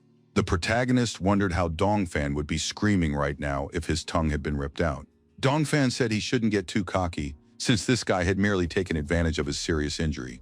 Tomorrow in the individual competition, this healer would be torn to pieces. Lin Luo thought, not only did this guy use the emergency return to escape, but he's also trying to act cool. Is there really nothing that embarrasses him? Our hero remembered that the most important thing for him right now was the class change mission. The host announced that another contestant had left the Tower of Trials. 2 people remained inside. Which one of them had just left the tower? The players were shouting that the D-rank healer turned out to be a fraud. How could he possibly compare to the Dragon Rider? It was now clear that poisonous smoke might be one of Lin Luo's skills. Many players began claiming that the Black Plague had caused them excruciating pain. The only one who should be eliminated now is Lin Luo. We need to get ready and beat this guy unconscious. However, everyone saw that the Dragon Rider Dongfan Ji had emerged from the tower. The hunter wondered why he was surrounded. Could it be that someone wanted to fight? The disciples asked why Dongfan Shi had come out first, but no one dared to fight him. One of the disciples asked what had happened to Master Dongfan's pet. The hunter turned around and asked in surprise, "Why does the dragon look like that?" The dragon couldn't hold it in and started having a bout of diarrhea. Everyone present shouted that it was simply unbearable. Could a dragon really stink that badly? They're definitely going to throw up now. Dongfan realized that Lin Luo had done something to his dragon. Dongfan's home. The dwelling is located in a huge cave. The founder of the Dongfan clan said that, judging by the time, there shouldn't be any other candidates in the tower besides Ji. After all, for this guy, taking first place in the competition isn't such a difficult task. Dai Zong, the head of the Dongfan family, noticed that there was another participant on the 28th floor, a D-rank healer. The clan founder said that this healer must be using secret techniques, but even so, he wouldn't be a match for Shi. The founder added that Dai Zong was merely an A-rank professional. The family's future would be in Shi's hands. This young man had greater potential. Dai Zong received a notification on his smartwatch that Shi had left the tower before the healer. His dragon was feeling unwell due to a bout of diarrhea. What's more, everyone around him was affected as well. Everyone present was overwhelmed by the dragon's foul stench. The clan founder was outraged. A level 43 icy demonic toad. It possesses icy poison and is tainted by an otherworldly aura, making it dangerous. After attacking, it can self-destruct. Lin Luo, peering out from behind an icy rock, activated the skin explosion skill. The toad let out a loud screech and began to grow in size. The monster tried to resist the hunter's skill, but the battle was uneven. Lin Luo said that the toad's self-destruct mode wouldn't work. He wouldn't let that happen. Our hero used the Alzheimer's disease ability. When this ability is used, the target forgets or confuses its own skills. After defeating the ice toad, the protagonist gained 14,000 experience points. The young man realized he was lucky to have stopped the toad in time. He didn't know how powerful the self-destruction ability was, but it could have caused a lot of trouble. An ice poison bead dropped from the defeated monster. It is one of the treasures of the heavens, created from the body of an icy poisonous toad. Eating this bead can increase one's spirit power. Lin Luo thought that getting into the Tower of Trials wasn't all that difficult. If such a bead existed, other professionals would have already taken it. Why did it end up with him? It was definitely real. The protagonist speculated that after the explosion, the toad might take the bead with it. Those capable of preventing monsters from exploding are high-level professionals. Such players quickly clear the lower levels. However, low-ranking professionals have no way to defend themselves against the icy poisonous toad, let alone its self-destruction, so they have no chance of getting that bead. Lin Luo thought, if that's really the case, then it's an unexplored treasure. That means it's worth a try. Our hero tracked down another monster and activated the skin explosion skill again. The icy poison toad was destroyed, and he earned experience points this time. No bead dropped, only experience points. The young man's hunch had been correct. The key to the icy poison bead was preventing the toad's self-destruction. The protagonist decided to deal with the toads as quickly as possible. Lin Luo prevented the toads from self-destructing and collected beads from them. The sounds of battle attracted even more toads. Lin Luo didn't mind. Our hero had implanted a large number of plague viruses into the icy poisonous toads that were unable to self-destruct and had perished. Now there were vast quantities of them in the air. Lin Luo believed he had used this ability at the most opportune moment. The hunter destroyed an icy poisonous toad and earned experience points. He reached level 36. Lin Luo decided he was tired. It had taken more effort than he'd anticipated. Our hero was satisfied as the haul was generous, 248 ice poison beads. Now he could put them to use. Using a bead, Lin Luo increased his spirit strength. The young man thought this was excellent. The protagonist doubled his spirit strength compared to before. It usually takes at least several dozen levels to achieve such an effect. The demonized rune was activated. This led to the emergence of new as yet unexplored effects. The young man determined that the first effect could increase attribute values by 10 and was capable of transforming the user into a monster. The third effect was incredibly powerful. He no longer needed to worry about mana consumption in the future. Lin Luo looked up and saw the body of a huge monster gliding smoothly overhead. It was the king of icy poisonous toads, a 45th level demonic creature. The king possessed immense power. Lin Luo decided that this monster had appeared just in time. He could test his new powers. The king of the icy poisonous toads landed on the ground, and smaller monsters began to approach him. Lin Luo thought that the area was already teeming with his plague virus. Even if he did nothing, this boss would die anyway. However, it was unclear how long that would take. The protagonist chose a convenient position and activated the skin explosion skill. The black plague virus had been injected into the king of the icy poisonous toads. The healer said the monster could now enjoy a bout of diarrhea. The king really couldn't hold it in, and a bout of diarrhea overcame him. Now stench and filth reigned everywhere within the monster's radius of effect. Lin Luo said that this was his new combo with a limited number of hits, capable of taking down even bosses. Skin Burst was activated again. However, the monster remained unharmed.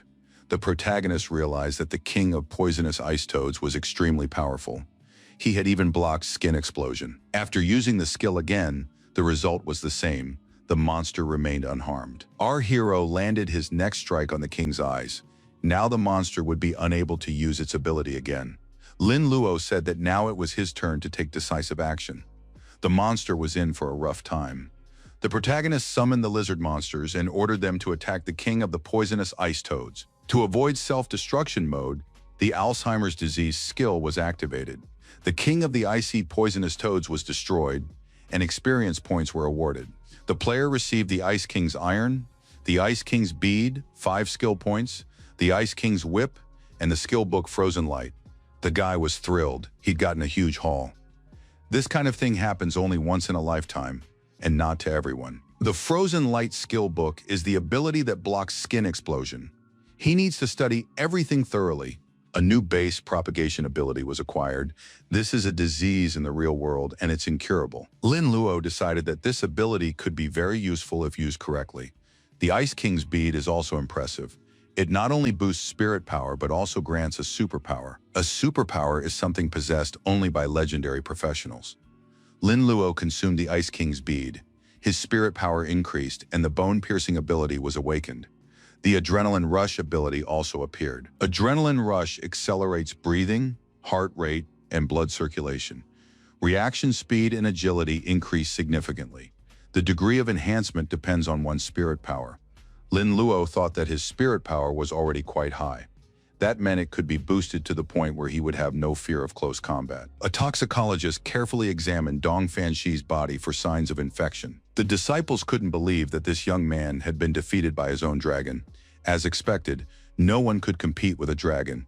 Dong Fan couldn't wait for the individual performances to begin so he could destroy and tear that good-for-nothing healer to pieces.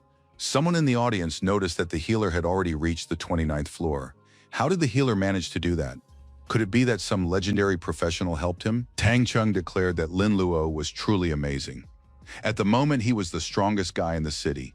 Yining announced that Zheng Meisen's record had officially been broken. The chairman said it was unbelievable. The healer turned out to be the real dragon. This young man's future is limitless. No one would have thought that one of the contestants would defeat the arrogant Dongfan family. We must take good care of this young man. Murong Xuan noticed that, aside from the poisonous mist, he truly possessed other abilities as well. Otherwise, he would never have been able to reach this point. Now he had become #1 in the country. Xuan expressed her conviction that they needed to change their plans regarding this young man. It was unacceptable for the miracle of light to fall into his hands. The Tower of Trials, the 30th floor, flying monsters were everywhere. Lin Luo decided he'd spent too much time on the ice toads. so he had to do everything he could to reach the 29th floor faster. Fortunately, the monsters on this floor were wild and aggressive. They'd be too busy fighting each other due to their confusion. The battle would unfold rapidly and fiercely, eventually turning into a massive brawl. He had to seize the moment to slip toward the exit and make a clean getaway. Our hero realized he didn't have much time. He needed to get to the boss immediately. Bats are the most common monsters on the 30th floor. He could use them. Drowning Bat, a level 45 demonic creature. Possesses a thirst for blood, a sonic attack, and can spread the plague. Extremely bloodthirsty and ferocious, Lin Luo, as always in such situations, activated the skin explosion skill. The nearby monsters were neutralized. The demonization skill was used. After that, bats began to appear from all directions. The concentration of monsters increased significantly. Time was running out. He needed to locate the alien boss. A new type of monster appeared, the Blood Slave. This demonic creature possesses unlimited power and is prone to phantom attacks. The Blood Slave is trapped in this world alongside its master and guards him. There were also blood servants among the monsters. They possessed a blood-fueled fighting spirit, could attack with illusions, and had a blood shield. Two blood servants stood before the protagonist. These are elite monsters guarding the bosses. So the boss is currently in the coffin. There's no time to hesitate. He must start the fight. Our hero activated the confusion skill. The monsters put up a fight. Lin Luo figured that the longer they fought, the better it would be for him. In the end, the guards were destroyed. The boss was still asleep, and this was a perfect opportunity. The boss was the Fallen Baron, a level 50 monster. He was in a state of great power and magic. Lin Luo landed several blows on the monster, then activated the skin explosion skill.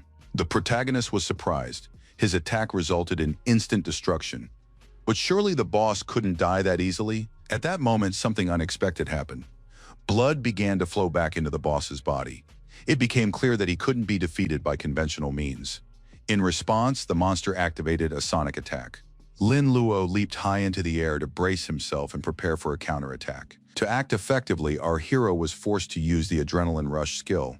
The young man felt that he was now so fast he couldn't even control himself.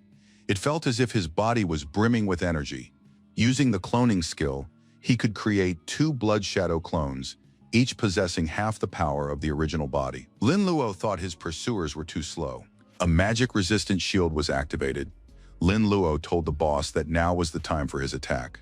The protagonist spun in a whirlwind of furious attacks. The boss saw only a blur around him. The monster couldn't tell from which direction the attack would come. The monster swiveled its head frantically from side to side, trying to anticipate its opponent's next move. As a result, the unification skill was activated. To our hero, the boss seemed virtually invulnerable. As long as there was blood, the boss could regenerate an unlimited number of times. The young man realized that the shadow bodies were made of blood. In that case, he could try out a new skill. Thanks to this skill, the blood clones were attacked and took damage. Lin Luo decided that this was brilliant. So vampires were afraid of him. Not only was the new skill great, but so was the blood-clotting effect that came with it.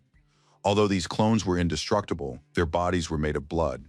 The boss closed in to a dangerous distance and prepared for a ferocious attack. Lin Luo counterattacked, but the boss managed to dodge. At one point, the boss even sacrificed a body part to prevent further spread. So it possesses intelligence. However, the protagonist wondered how much longer it would be able to detach various body parts. Lin Luo thought if he tried to destroy the boss now, it would immediately turn itself into blood and come back to life. However, our hero also has a blood-related ability. Would the boss's ability work this time if he set its blood on fire? Our hero found himself face-to-face with the boss. Now there was no way to avoid this moment. The Fallen Baron boss was defeated and experience points were awarded. He reached level 40 and his stats increased. The player received 10 regular skill points and 1 golden skill point. The protagonist said that adrenaline rush gives him some decent capabilities in close combat, but the side effects are very strong. The gold skill point proved to be very valuable. The maximum skill level can only be raised to level 7. If you need to increase a skill's level, you must use gold skill points. In addition, abilities enhanced with gold skill points can gain additional effects. In the battle against the Fallen Baron, this shield saved the protagonist's life. Skill points were spent.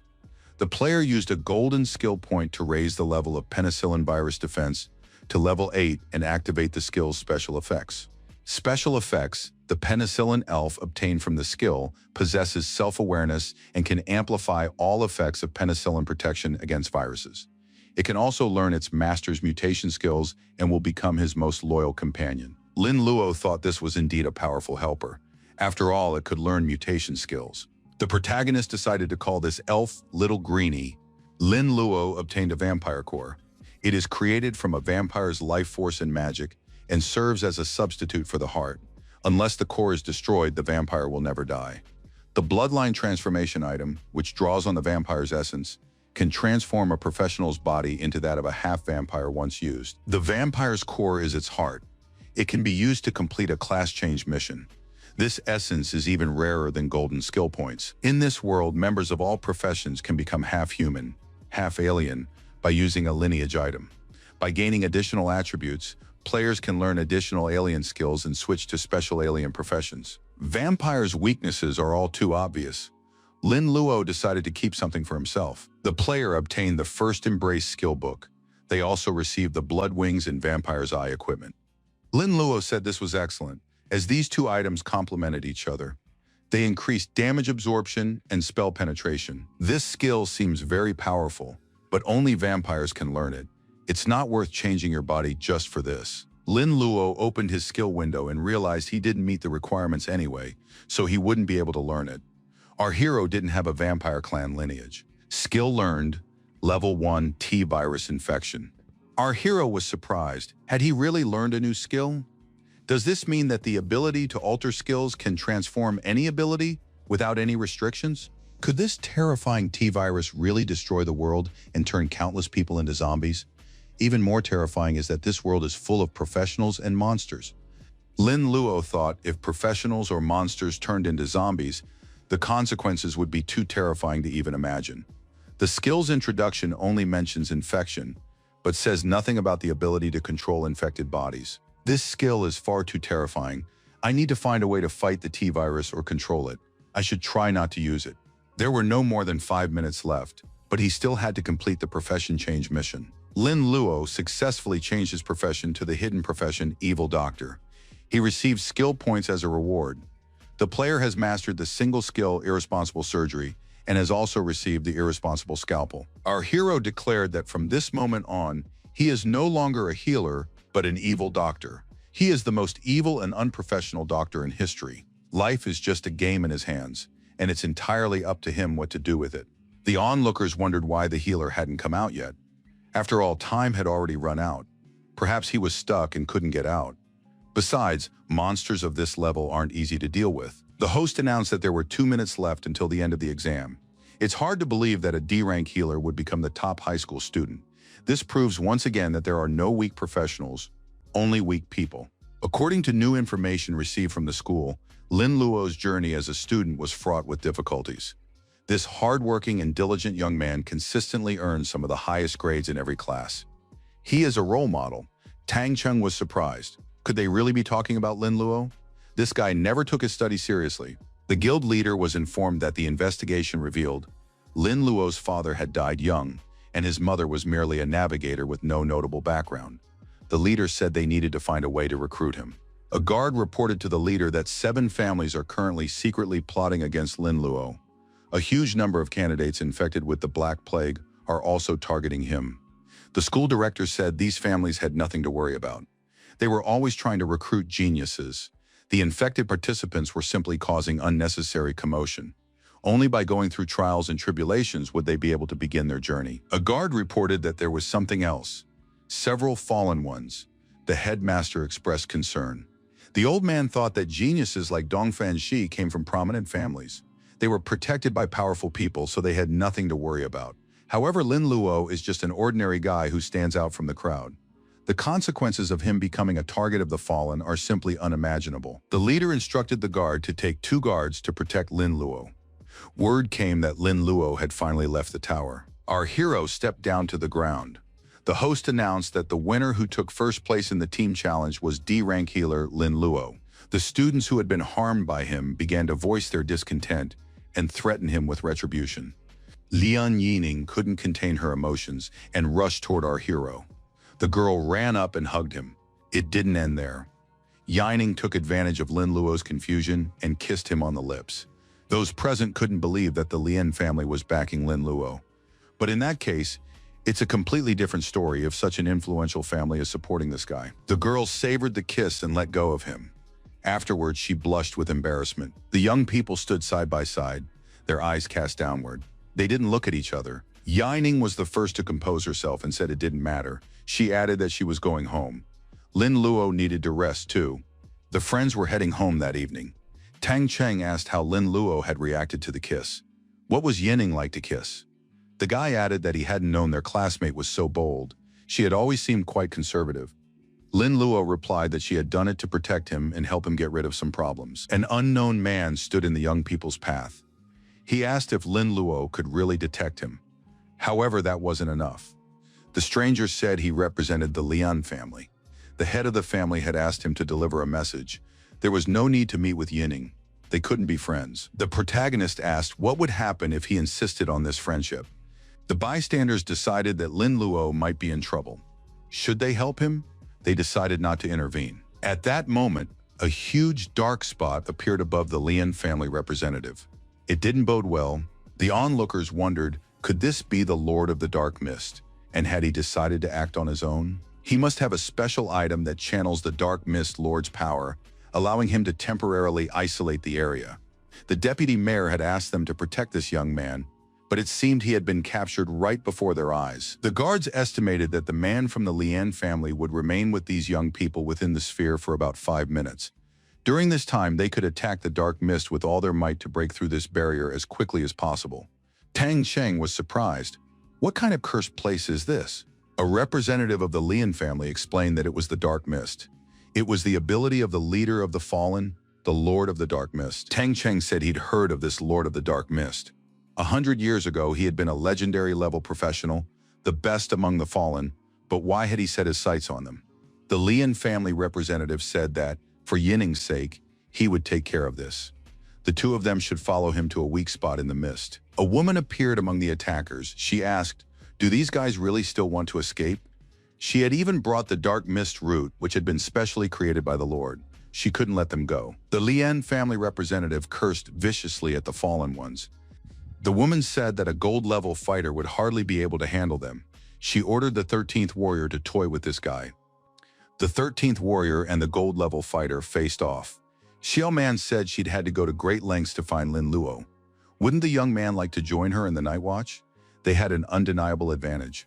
Tang Cheng warned the fallen not to approach him, or he would be forced to take action. Lin Luo asked what night watch meant. Was it an organization of the fallen?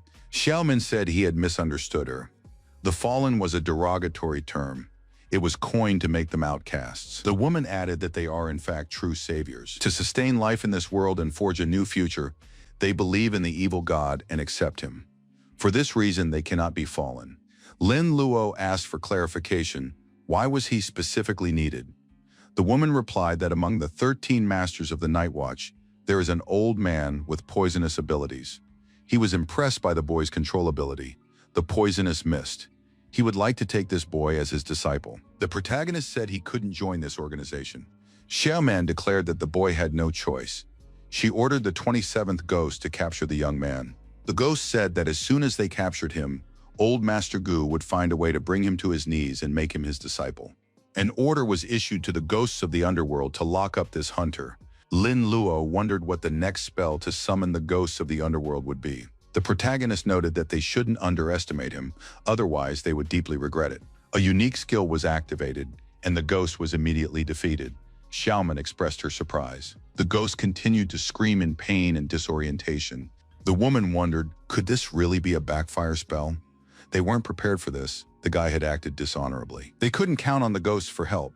Xiaoman realized that now she would have to do everything on her own. Tang Cheng saw the monsters approaching attack and shouted that they needed to retreat and change their position.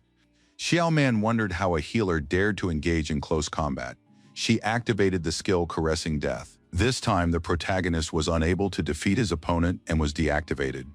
Cries of despair burst from his chest. Xiaoman, on the other hand, laughed and said that those who fought her faced an inevitable fate. However, it was the ghost who ended up being deactivated. He asked why Ms. Xiaoman had struck him. The woman realized that the hunter had outwitted her and expressed her indignation to him. Lin Luo said that this spell was a form of mind manipulation by a mage, or perhaps the control skills of a dark priest. Xiaoman noticed that this guy wasn't a D-rank healer at all. Worse still, by using his skill, this guy was deliberately making a feint. Otherwise, how could she have made such an easy mistake? Xiaoman asked indignantly how this scoundrel dared to destroy her bodyguard. Now she wouldn't spare him. The woman summoned the Xuankong Forest Realm. Tang Cheng asked the protagonist what they should do now. This skill had a wide range of applications. If they just ran away, they'd quickly run out of steam. Lin Luo assured him that their opponent would die faster. Xiaoman wondered where the skill that this guy had used earlier had gone. Suddenly, the woman realized that a virus had infected her body, but she had already moved far enough away from that guy. Xiaoman couldn't help herself. Her mind went blank, her legs gave way, and she began to fall. Tang Cheng said he didn't understand. Could she really be defeated? Lin Luo replied that just like Tang Cheng, she was baffled by her own demise. The protagonist asked what was happening on the other side during the battle. Lin Luo declared that the Fallen were the main enemy here. They needed to help the gold rank warrior. The representative of the Lian family demanded that the ghost not get distracted during their battle because it was outrageous. The ghost objected, saying he hadn't even thought of getting distracted. There was no need to read into their relationship. The gold rank warrior was indignant that the ghost was denying the obvious. The representative of the Lian family looked at the ghost and wondered what kind of posture that was. He asked how his opponent was feeling. The ghost replied that he didn't understand what was happening to him either. Why had his stomach suddenly started hurting so badly, as if it had been filled with a huge amount of liquid? The ghost suddenly turned around and said it was time for him to go. He really needed to use the restroom. The representative of the Lian family shouted that the ghost shouldn't even think about running away. That's not how gentlemen behave. Suddenly, the ghost was struck by a bout of diarrhea. The opponent turned away and said that this was the price he paid for being underestimated. Tang Cheng saw the ghost's condition and assumed that his friend had already taken care of everything. The gold rank warrior thought that this woman was the strongest among the trio of fallen ones. Yet for some reason, she had been killed by a student. The 13th warrior's behavior was also strange. The warrior asked Lin Luo what his profession was. The protagonist replied that he was merely a healer. The guards noticed that the danger to their charge had not yet passed. However, the area of dark mist was dissipating. Could Lin Luo really have died so quickly? All they could do now was avenge him. They decided that their first priority was to identify everyone present. Poisonous Thorns, Ghost of the Underworld, Wild Evil Wolf, all these well-known fallen had already been destroyed. Lin Luo asked the guards who had appeared who they were. The young men presented their badges and said they were law enforcers. They'd been ordered to protect this guy.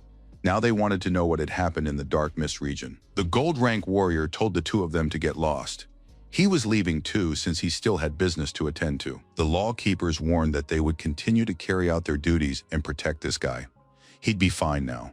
So what really happened? Lin Luo replied that they were obligated to protect the Lian family. If it weren't for this family, they certainly wouldn't have survived. The law keepers said that in that case the disciples could go, but they shouldn't stick their necks out unnecessarily. They also needed to take precautions.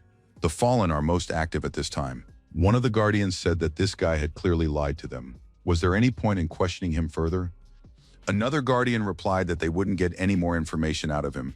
Besides, they had to protect him. The guardian noted that Xiaoman was a man of honor among the Night Watch. That meant an epic-class fallen one had been traveling with this guy. The guardians realized there was nothing more they could do and decided to report the incident to the deputy city guard. Tang Cheng told his friend that this was his first time meeting a guardian of the law. These people looked very majestic. Lin Luo thought that these guards were professionals belonging to the Dragon Kingdom. They are stationed in almost every city, and their power is immense. Their purpose is not only to protect, but also to restrict. The guards love freedom and rely on themselves or their guilds when making decisions. However, law-abiding citizens are a hindrance. That's why conflicts often arise between them. Many are dissatisfied with them. Tang Cheng said that the old man had been chasing Lin Luo. What should they do now? The protagonist reminded them that they were currently in the city, not in the desert. There was nothing to worry about. Our hero added that only small-time crooks could sneak in here, and they wouldn't cause much trouble. As for that old man, there's no way they'd let him through. The guards aren't patrolling here for nothing. Tang Chung noted that the Lian family's interest in Lin Luo wasn't without reason. The guard reported to the deputy castle keeper that 35 people had been attacked this time. 7 had died, but all the others had been rescued. 27 of the fallen had perished. The deputy castle keeper thought that, compared to the number who had come, this figure was a drop in the bucket. All the casualties on the fallen side were great geniuses, so the loss was not significant. The Guardian reported that he had a report on Lin Luo. He had been attacked by a team of fallen led by Du Xiaoman. Fortunately, the young man was alive, and all the enemies had been eliminated. The elder said he was pleased to hear that. If they managed to defeat Xiaoman, then the guardians of the law had done a good job. The Guardian replied that the deputy had misunderstood him. Lin Luo had single-handedly defeated Xiaoman. The old man couldn't believe it. Could a rookie really have defeated a fallen one? And Xiaoman no less. That woman is no pushover. The deputy guardian of the castle asked what had actually happened there. The guardian replied that Lin Luo had refused to tell them. He had also been accompanied by the recruit and a security guard from the Lian family. According to the autopsy, it was determined that Li Kai died from a blow with an axe wielded by the Lian family's guard. However, he was suffering from severe gastroenteritis, which had a massive impact on the course of the fight. In that condition, he should not have participated in the battle, so he likely fell ill during the fight. The elder speculated that Lin Luo might be capable of inducing such an illness. Furthermore, Yang Gutu was killed by Xiaoman. Given his loyalty, it is hard to doubt that this was the result of internal conflicts. It is possible that Xiaoman's mind was clouded, and she killed him by mistake. A black plague virus was also detected in her body, at levels far exceeding the lethal dose. It can be assumed that their defeat and death are related to Lin Luo. The Guardian added that Lin Luo is no ordinary healer. He belongs to a lineage of dark priests. The deputy guardian of the castle said that, in terms of the ability to control and weaken an enemy, it was still too early to jump to conclusions. The Guardian noted that Xiaoman was a blood relative of Dudu. Now she has been destroyed by this healer. The elder said that if Dudu shows up, he'll deal with him personally. Yining told her father that Lin Luo is just a D-rank healer, but he's already achieved a lot. Plus, she likes him. Why can't her father approve of him? Mr. Lian pointed out that his daughter already has a marriage contract with the young master of the Nine Serpents Island. If word of this reaches the island, not even he would be able to withstand their wrath. Yining declared that her father couldn't ignore her choice. She didn't need anyone but Lin Luo. Kyoshi told her brother that Yining was doing exactly what she had taught her. The girl was pursuing her own happiness. Or was he hoping that a second Zheng Meisen would appear? It was announced that the unified examination would begin soon. All candidates are invited. The competition consists of 2 rounds. The first is a standard one-on-one duel. The top 16 will advance to the second round. Ring defense. The top 4 will be selected based on their power rating.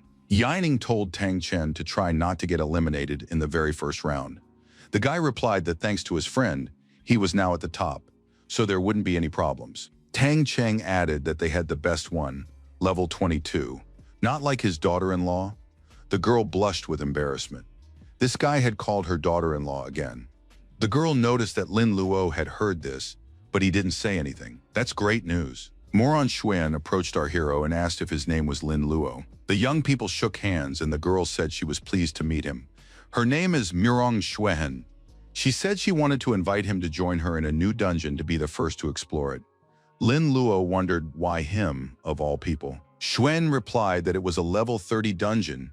It had restrictions and was suitable for people like them. The difficulty isn't high, but the rewards are great. There's also a chance to change professions, a rare opportunity. The girl thought this might bring her closer to this guy. Xuan also believed that over time he might soften up, come to rely on her, and praise her.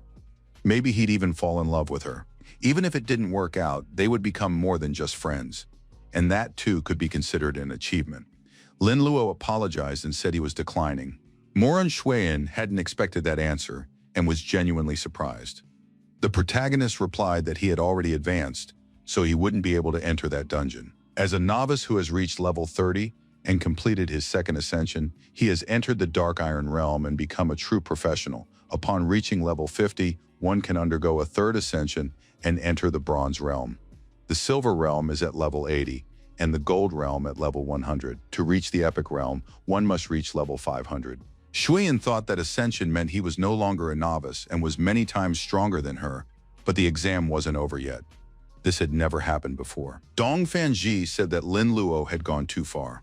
Not only had he forced his favorite to flee in public, but he also dared to make advances toward his fiancée.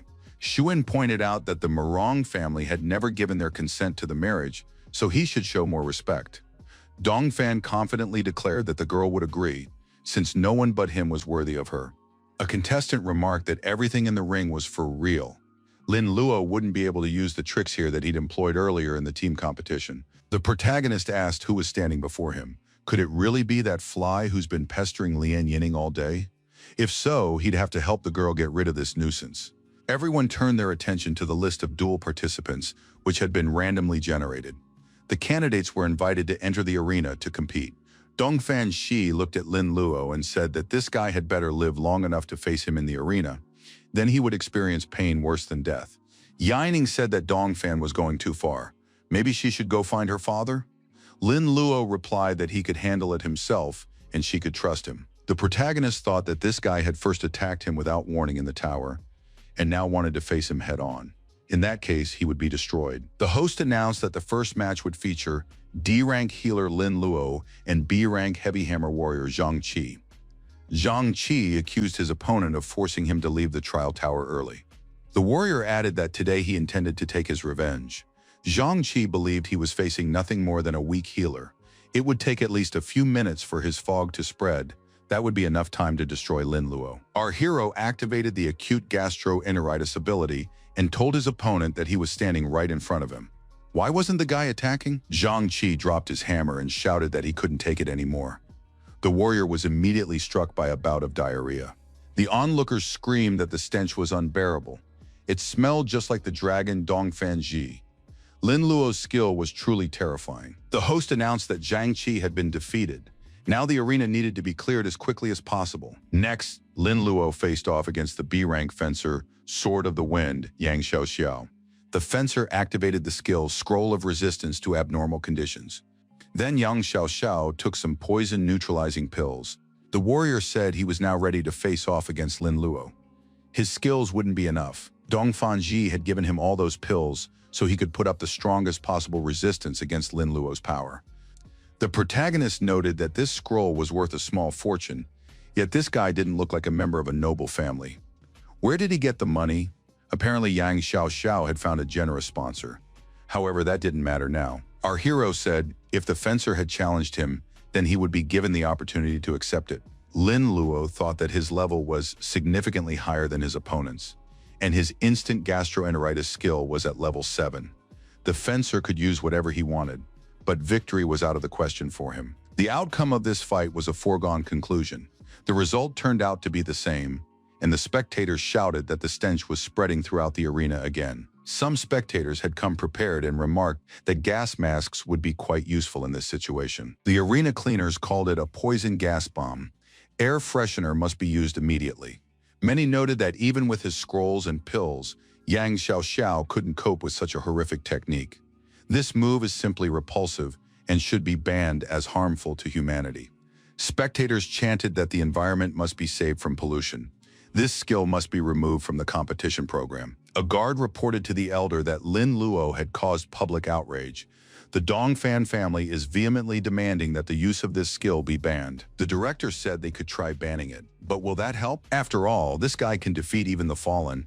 It's not about the skill at all. The competition host announced, taking various factors into account, after discussion, it was decided to ban the use of the island gastroenteritis skill. The participants rejoiced. Now this healer wouldn't be able to defeat anyone without his trick. Lin Luo thought it was their own fault. If they wouldn't play nice, then they'd have to face the consequences. The host announced that Lin Luo and Yang Haran were facing off in the arena. Dongfan Shi said he had given Haran a resistance elixir and protective gear. Even if the boy couldn't defeat his opponent, he had to use all his strength. Dongfan added that serious injuries in the ring were permitted. If RN won, the Dongfan family would be indebted to him for life. An assistant asked Dongfan Ji if he really believed Yang Haran could defeat Lin Luo. Dongfan replied that this young man would pave the way for him. The contestant added that In the end, he didn't care whether this pawn lived or died. Yang Haran said that without his disgusting skill, Lin Luo was now a nobody, just an ordinary healer. Haran added that the healer wouldn't be able to do anything to him, an A-rank magic sword master. The opponent activated the Blaze of Fury attack.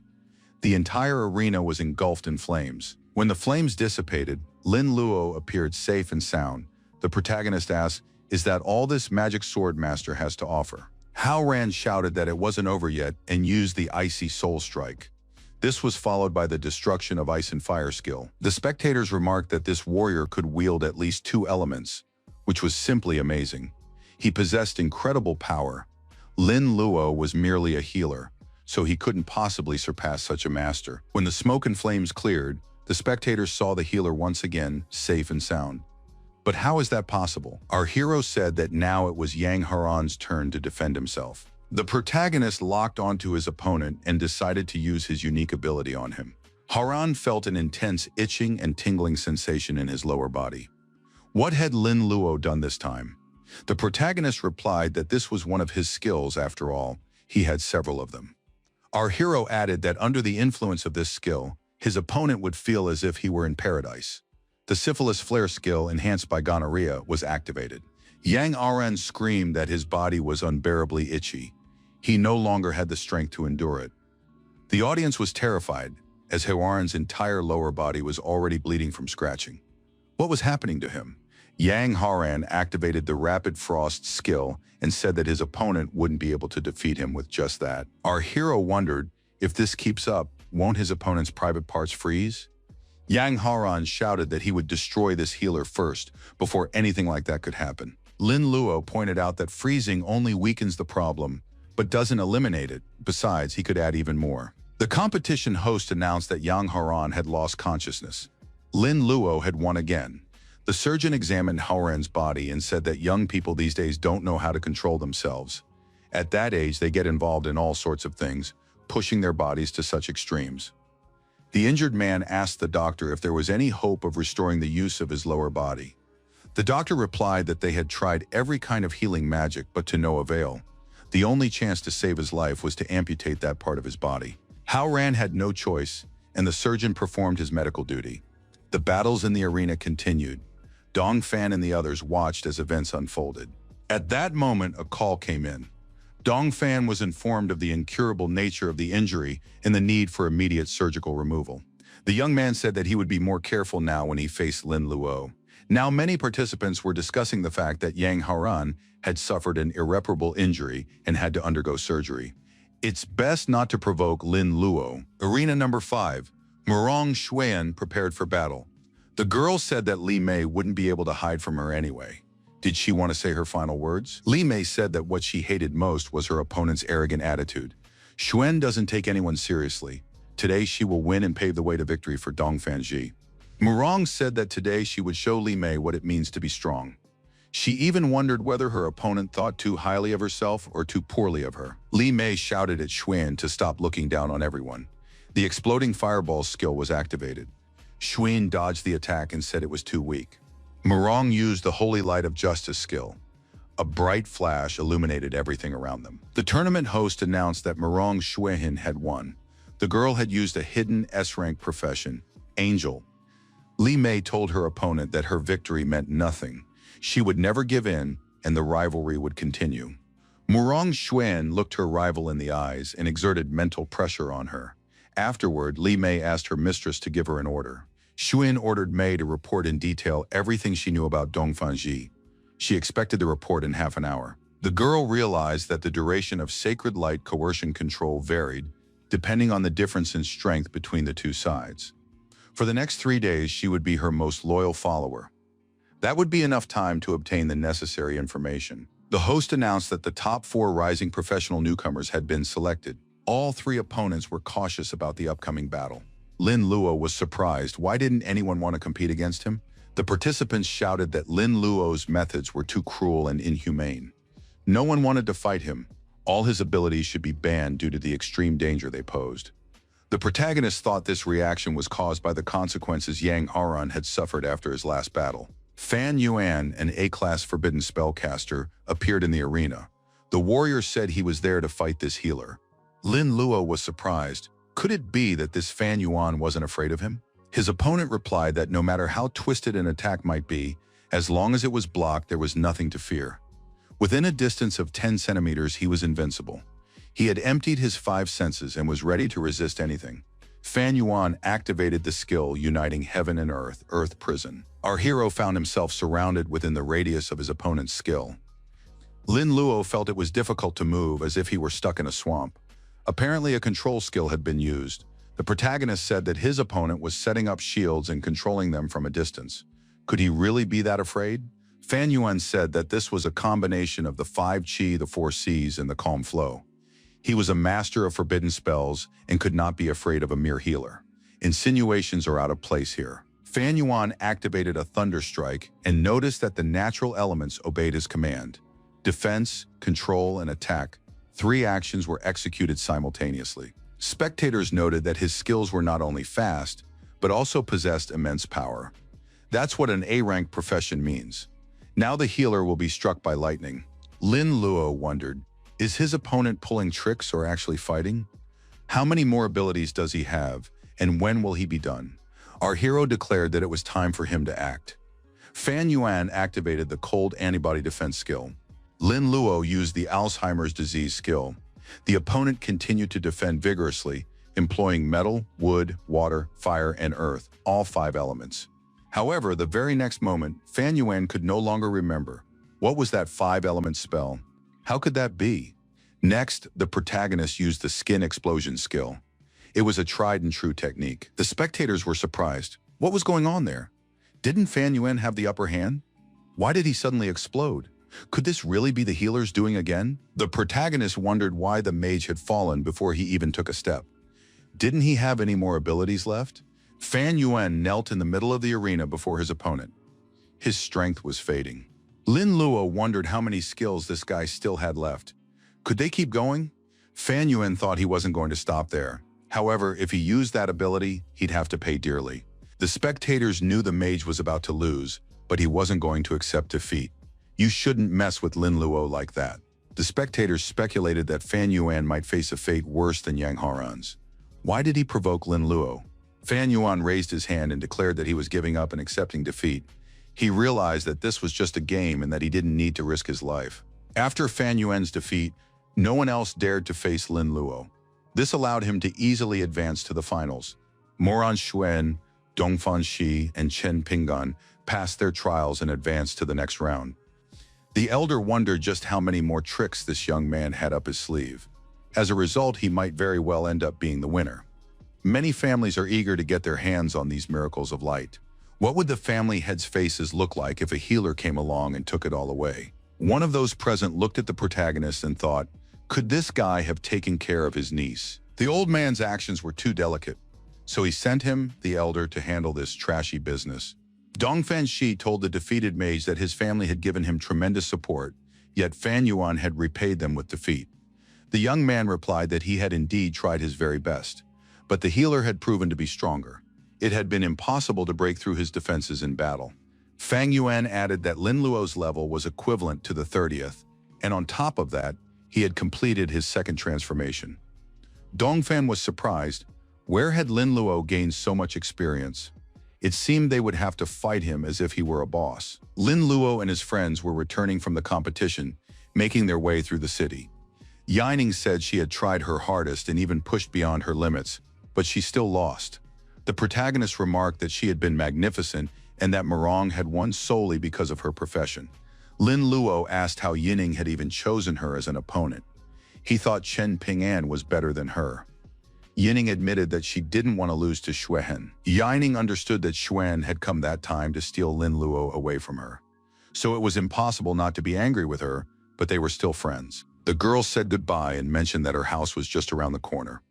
The young people wished her good luck. Tang Cheng expressed confidence that Lin Luo would take first place. However, once he received his miracle of light, he would have to treat everyone to celebrate the occasion. Their mentor Li Yu was walking toward the young people. Lin Luo was surprised to see the teacher there. The mentor replied that she needed to discuss something. Li Yu said that every year after the exams, they invite several students with good results to perform in front of the younger students. Lin Luo would have to do this because he was recognized as the best this year. Lin Luo thought there was some kind of catch. Something wasn't right here. The protagonist declared that he wasn't interested. He was going to head home and get some rest. Li Yu insisted and promised to write out a performance plan for him. The mentor offered to treat the young people to a meal. Unexpectedly, the road was blocked. Unidentified people in dark clothes, hiding their faces under hoods, appeared on the road. Li Yu said that things were looking bad because these were the fallen. At that very moment, a water barrier was activated. The mentor grabbed the protagonist by the arm and told him to follow her immediately. Lin Luo refused and demanded that his teacher let him go. Suddenly, Li Yu's behavior changed. She began to act erratically. The woman struck an unnatural pose and laughed in a voice that wasn't her own. The next moment, the mentor transformed into a fallen one. He declared that when he creates a clone of someone, that person's soul and body are destroyed. The villain approached our hero and said he was about to send this guy to meet her. Lin Luo wouldn't be able to escape from here. However, the protagonist became angry and said he would destroy these scoundrels one by one, or even all at once. The villain said the young man didn't have the strength for that, since he was merely a healer, and that wasn't enough. The guardians of the law, who had been summoned to protect him, arrived to aid our hero. The leader of the guardian squad asked, "Did Du Cheng really dare to come to the city seeking his own doom?" Du Cheng replied, "Why shouldn't I dare? After all, Du Xiaoman was his niece and also the granddaughter of the Poison Elder. This feud will never end." The Fallen One added that after completing the mission, he intended to use the power of his Lord of the Dark Mist to escape, and no one would stop him. The leader of the Lawkeeper Squad said that the invisible dark beast, Du Cheng, is wanted as an S-class criminal. It would be nice if he were here in person, but right now there's only a clone here, one who, on top of that, is trying to speak arrogantly. Du Cheng noticed that he was eliminating the guards one by one. He's used to this. The law enforcer asked the protagonist whether his diarrhea ability was a single target attack or an area of effect attack. The Fallen were strong and the situation looked dire. Lin Luo replied that his attacks were designed for single targets. The lawkeeper told the young man to follow his movements and help control anyone he attacked. The protagonist agreed. With proper support from a combat class, he would be able to make better use of his skills. The lawkeepers and the Fallen engaged in hand-to-hand combat. A Fallen lunged at the squad leader and shouted that he was about to destroy him. However, he was unable to carry out his plan. The attacker's stomach suddenly began to ache sharply, and he felt as if something was about to burst out. He realized this was the other guy's ability. The skill's range turned out to be greater than they had expected. At that moment, the Fallen One was destroyed by the leader of the Lawkeeper Squad. The leader said that Lin Luo was doing an excellent job. They continued working as before. Du Cheng asked, "Do these fools really think they weren't prepared?" The Fallen transformed into a huge monster and declared that their opponents would be destroyed today. Lin Luo realized he was dealing with an elementalist. An elementalist can alter his body so that he has no digestive system. Now the diarrhea tactic was useless. The other Fallen had also been specifically chosen to counter our hero's abilities. Lin Luo decided that under these circumstances, there was nothing else he could do to help. Du Cheng got down on all fours and called out to our hero. The villain noted that he had made all the necessary preparations to fight this guy. The Fallen One's body began to transform. The transformation ended, the metamorphosis skill activated, and the Fallen turned into a night hound. The beast approached Lin Luo and declared that this guy's strange antics wouldn't work anymore. The lawkeeper and the hunter managed to step aside in different directions. The Fallen One's attack missed its target. Tang Cheng thought he couldn't intervene in such a fight. Lin Luo had to be careful. At that moment, our hero was trying to escape from a massive mummy chasing him. It was yet another Fallen One that had transformed. Our hero felt it was getting harder and harder to dodge. Lin Luo activated his unique skill and blocked the attack. The young man realized that even though his ice shield had worked, the energy from the blow still reached his body. The Fallen One said that this guy's tricks were useless against their perfect countermeasures. Lin Luo declared that everything he had shown so far was just the tip of the iceberg. The Fallen One was surprised.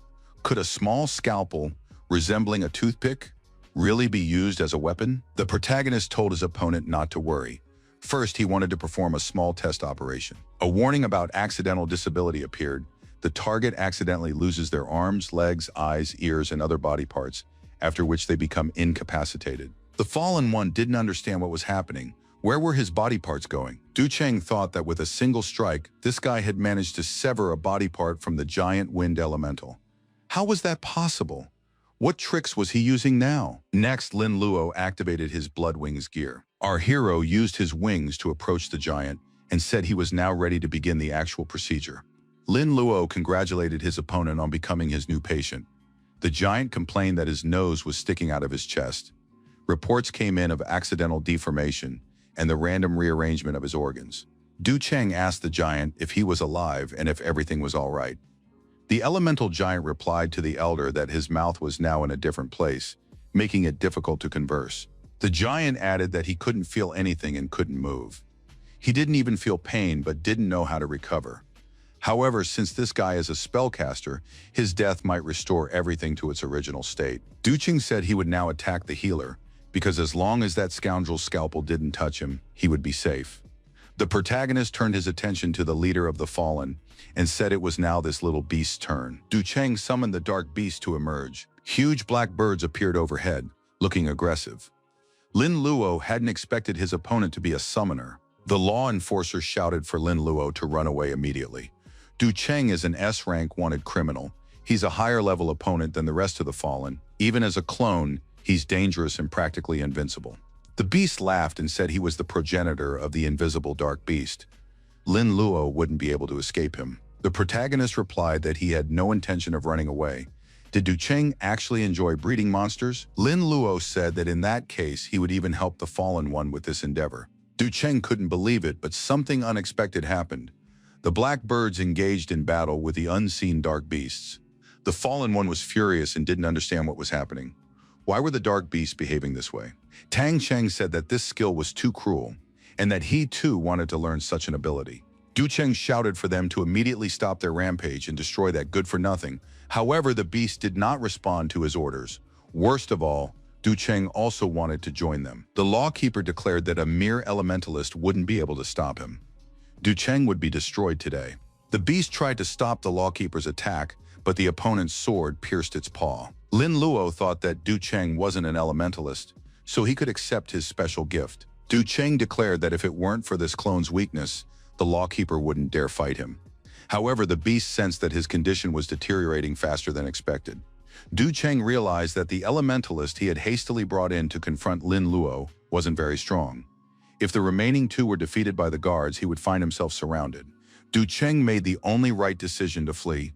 He shouted for everyone to step aside immediately. The law enforcer saw the retreat and shouted for Lin Luo to return home immediately. They would handle the rest themselves. Tang Cheng told the law enforcer that his friend had already set off in pursuit of Du Cheng. The leader of the law enforcer's squad thought this was the first time something like this had happened. The guards had offered him a chance to become a new professional, but he had turned it down. Young people really don't understand the value of a stable job. Lin Luo managed to get his hands on Du Chen's cosmic ring, though he didn't know what was inside. Du Chen continued to retreat rapidly, trying to preserve his honor and dignity. But suddenly he felt his stomach fill up. His blood seemed to boil, and the lower half of his body began to itch terribly. Lin Luo was surprised. Did this beast really still have the strength to talk? He was truly powerful. However, if the pain were doubled, the effect would be much stronger. Du Cheng forgot about fleeing and screamed loudly in pain, begging for mercy. The beast mustered its strength and screamed once more that it would destroy this healer by any means necessary. As a result, the beast was destroyed. Lin Luo obtained a black pearl from it. The Keeper of Time said that it was the Pearl of the Dark Beast. The Pearl of the Dark Beast drops only after the death of the progenitor of dark creatures. It contains powerful energy and resembles the crystal of the Great Dragon. It was because of this pearl that Du Cheng was able to use special abilities, becoming the King of Dark Beasts. However, this pearl is effective only in the hands of professionals. For ordinary people, it's nothing more than a toy. Lin Luo surmised that the artifact might be very valuable. The Guardians of Time thanked the protagonist for his help, as without him they might have perished. Furthermore, Deputy Chief Gu Shouyi wished to meet the young man and offer him the position of guardian. By becoming a guardian, Lin Luo would immediately receive the title of a full-fledged professional, official status in the Dragon Kingdom, exemption from university tuition, and free transportation and meals in the cafeteria. After 3 years, he would be provided with a home and a stable salary. Lin Luo wondered, Could it be that they wanted to make him a civil servant? The protagonist stated that he was too accustomed to freedom and didn't like restrictions. He asked them to tell the deputy that he appreciated his kindness. Lin Luo said goodbye, turned around, and went about his business. Tang Cheng said he would go with him. Tang Cheng added that he wanted to learn an ability related to dark beasts. The protagonist promised to teach him next time. The leader of the law enforcers squad told the deputy chief that he still couldn't believe it. Du Cheng had been killed by Lin Luo. The diarrhea ability had frightened everyone there. The law guardian said that he had invited this young man, but the latter had flatly refused. He Shoyi asked what the reason for the refusal was. The law guardian replied that Lin Luo was accustomed to freedom and didn't want any restrictions. However, it seemed that all of this was connected to the Lian family's support. Everyone could see that the Lian family's daughter was quite close to this man. The elder was surprised. Could it be that the Lian family had truly taken an interest in him? This family is allied with the Island of the Nine Serpents. How could they have chosen Lin Luo? He Shoyi added that the Lian family's marriage proposal was not merely an attempt to curry favor with the powerful. The head of the Lian family, Zheng, has his own agenda. Given Lin Luo's temperament, sooner or later he will come into conflict with the Lian family. As for the young man's refusal of the invitation, he likely simply harbored a prejudice against the guardians of the law. The guardians of the law are tasked with maintaining order in the country. This seriously affects the interests of the major families.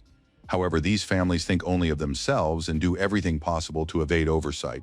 They are corrupted not only by bribery, they even control the media and public opinion, spreading negative information about the guardians. This has led many professionals to believe that the guardians merely restrict their freedom. They have no idea that without the guardians of the law, chaos would reign in the system. The powerful families would oppress the weak. There would be no order and no peace. The elder added, "It doesn't matter what means Lin Luo used. The fact that he was able to destroy Du Chen shows that he is more talented than anyone else. We must win him over to our side." The guard asked the elder if he should ask the venerable prophet to examine the young man's background.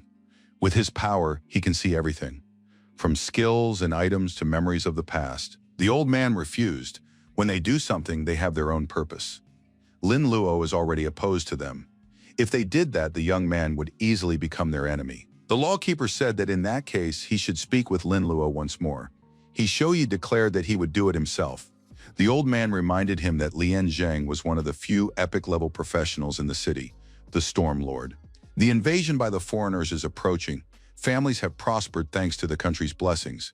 However, the young people do not want to serve. They only fight for power and profit. The elder could not allow Lin Luo to be dragged into this again. During his well-deserved rest, the protagonist reflected on the Fallen and the Night Watch.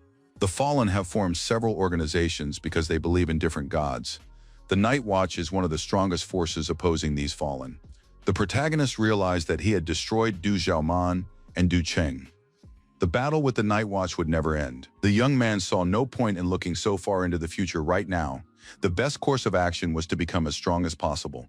Now he could safely open the cosmic ring and see what was inside. Inside the ring was an anonymous gold card issued by the Adventurers Guild with a balance of 1 million coins.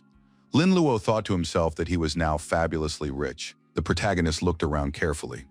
The bones of a dark beast, the multicolored scales of a python, the horns of a jade dragon, the armor of a terrestrial dragon, all these valuable items were of the highest quality. Lin Luo spotted the Sumeru mask. He thought to himself, if a formation master created it, then it must be very powerful. But to understand how to use it, he would have to put it on. This mask didn't look like a valuable item. Putting it on might cause some kind of mutation. He should hide the mask and look for a valuable book instead. Lin Luo discovered a mesmerizing item. It consumed a certain amount of mental energy to cast a spell on a target and could also control an opponent for a certain period of time. The protagonist decided to study this item first. The learning process was activated. With this item, he could activate the first-level Stockholm Syndrome skill. The success rate was very low. The target becomes obsessed with the creator, automatically increasing their favor toward him. Lin Luo reflected that Stockholm Syndrome had been an incredibly rare mental phenomenon in his past life. It is a situation in which the victim becomes attached to their abuser. It had mutated into a syndrome of self-deception. Our hero expressed hope that this ability might come in handy in tomorrow's game. What could the prize for first place be? After fierce competition this year, the 4 strongest professionals have emerged. The winner will advance to the finals and compete for the championship title. Tang Cheng told his friend that he couldn't find Lian Yining among those present.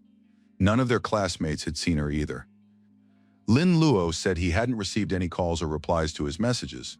What's going on? Could her phone be turned off? Tang Cheng speculated that she might have been kidnapped for ransom. The protagonist pointed out that Yining is from the Lian family. Kidnapping her would be tantamount to signing one's own death warrant.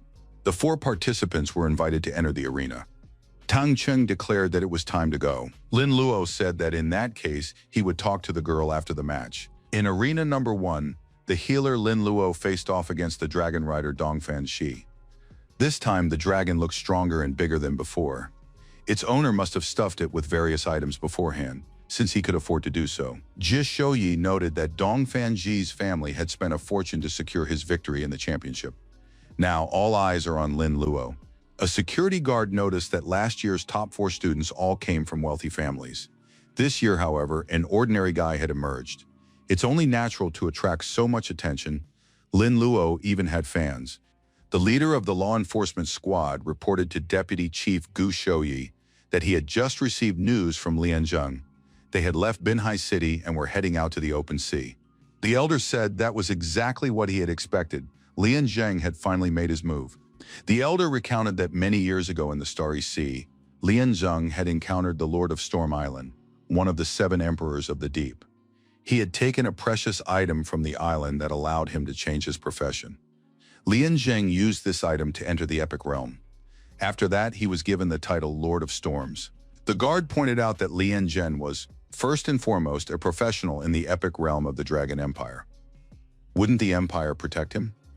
Gu Shouyi replied, no one knows how many dirty deeds he has committed in secret. If he truly trusted the country, would he have fled? His goal is not to get rid of powerful enemies. Currently, the legendary professionals are Lianzheng and the Master of Storm Island. If they want to enter the legendary realm of the Storm King, they must destroy and devour one another. That is why Lianzheng will definitely take his daughter with him on the journey.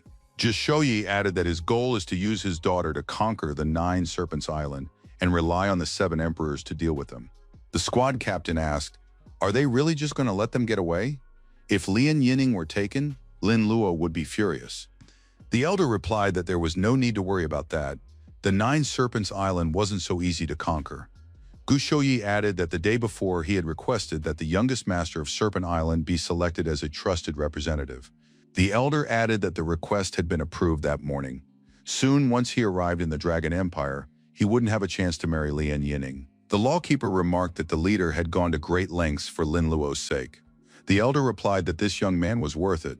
Besides, he can't stand it when Lianzheng mocks his daughter. The enormous dragon glared menacingly at Lin Luo. The protagonist remained calm. Lin Luo asked the dragon, hadn't it had enough fun last time, and did it really want to do it all over again in front of a large audience? Dongfan said there was no need to get nervous. They weren't going to start until the judge gave the go-ahead. They just had to be patient for a little while, and after that, the dragon would be able to devour its opponent without leaving a trace. Those present realized that the dragon harbored a grudge against Lin Luo and remembered past grievances. Moreover, it appeared to be a female. Some had a bad feeling about this, since Lin Luo had a reputation for being an eccentric fellow. The battle began, the dragon lunged forward, and the protagonist braced himself to defend. Suddenly, the unbelievable happened. Dongfan Ji turned around and attacked his own dragon.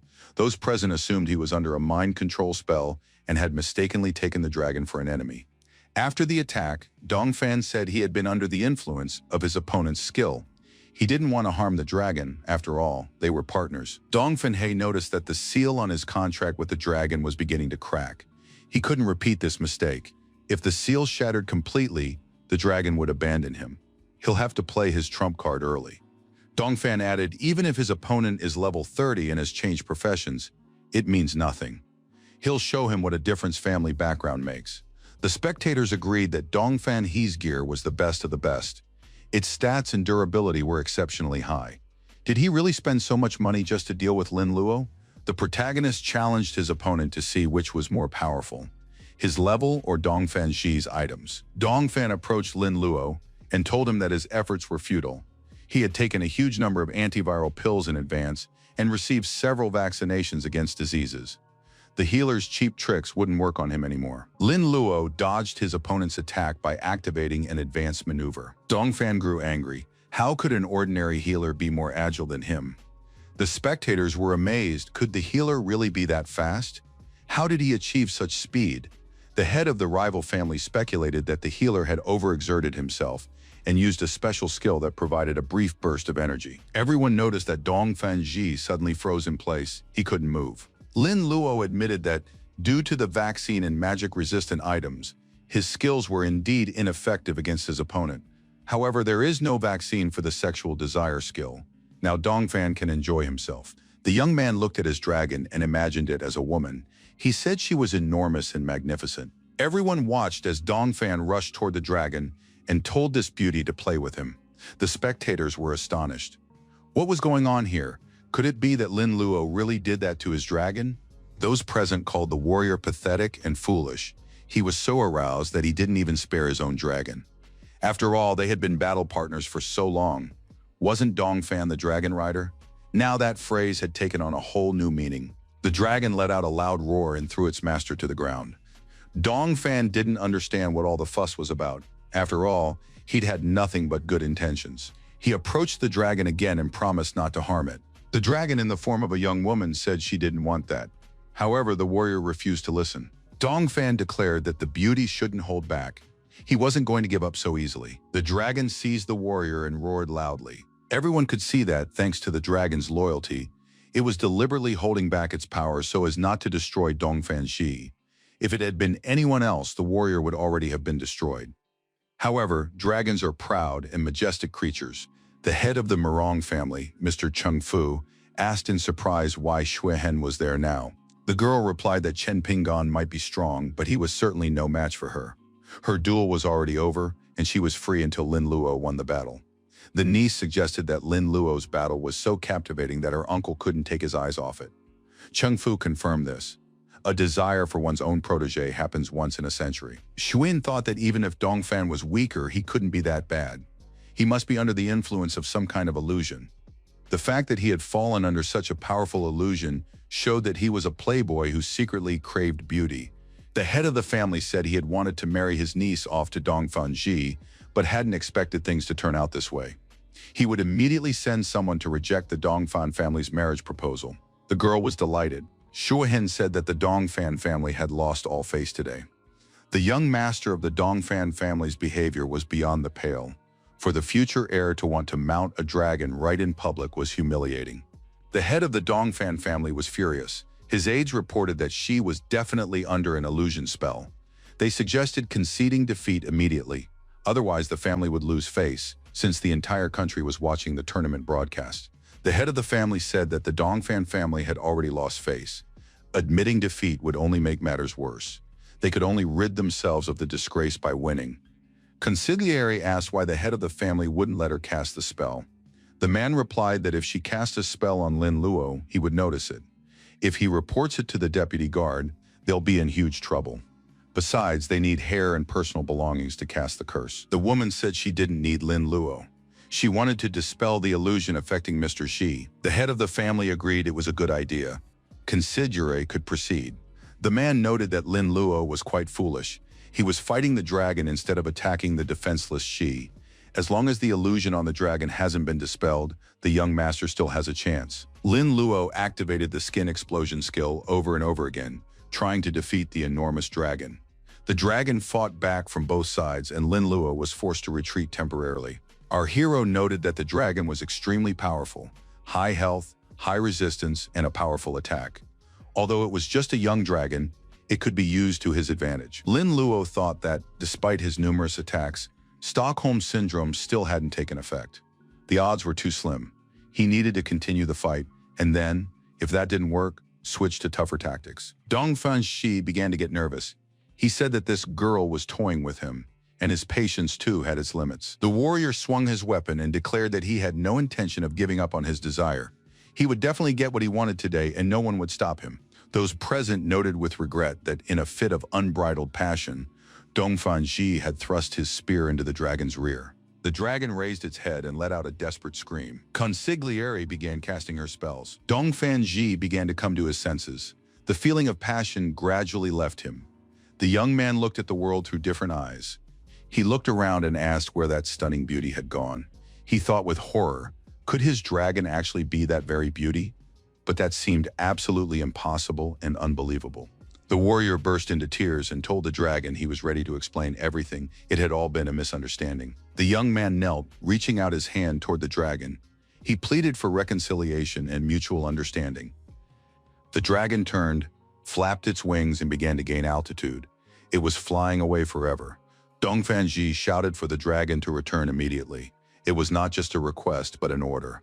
The Dongfan family head's aides said the situation was dire.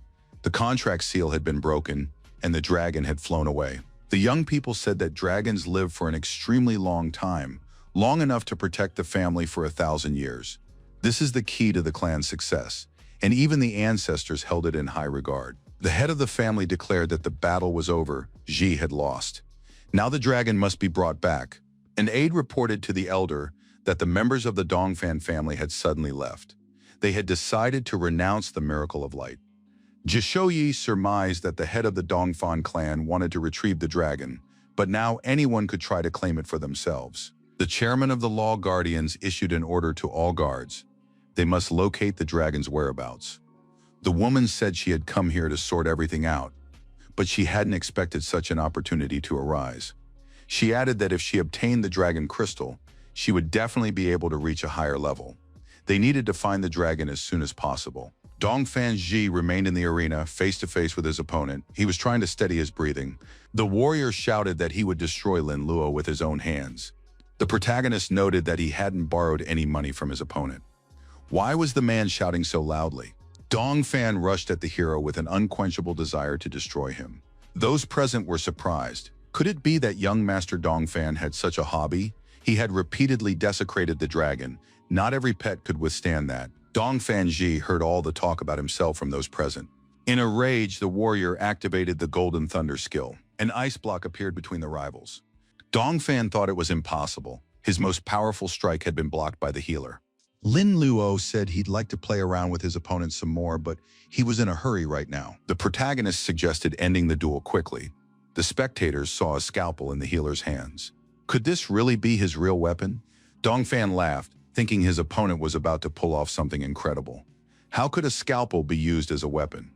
It seemed ridiculous to him. Lin Luo said that Dongfan could laugh now, but soon he wouldn't be laughing anymore. Dongfan declared that nothing had happened. Was Lin Luo really bluffing? However, he suddenly noticed that structural changes had occurred in his body. He had developed female breasts. Lin Luo remarked that this was the first time he'd seen such an effect and congratulated his opponent.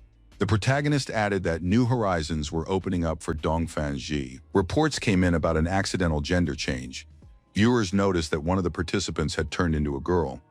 Could he really have that ability? The girl screamed for that scoundrel to turn her back immediately. But that wasn't the end of it. She felt a sharp pain below her waist. What could this mean? Lin Luo explained that the physical structure of men and women differs greatly. Apparently, Dongfan wasn't used to this yet. It would be better to accept defeat and come to terms with the possibility of menstruation. The audience noticed that Dongfan Shi had lost consciousness. Lin Luo had won this match.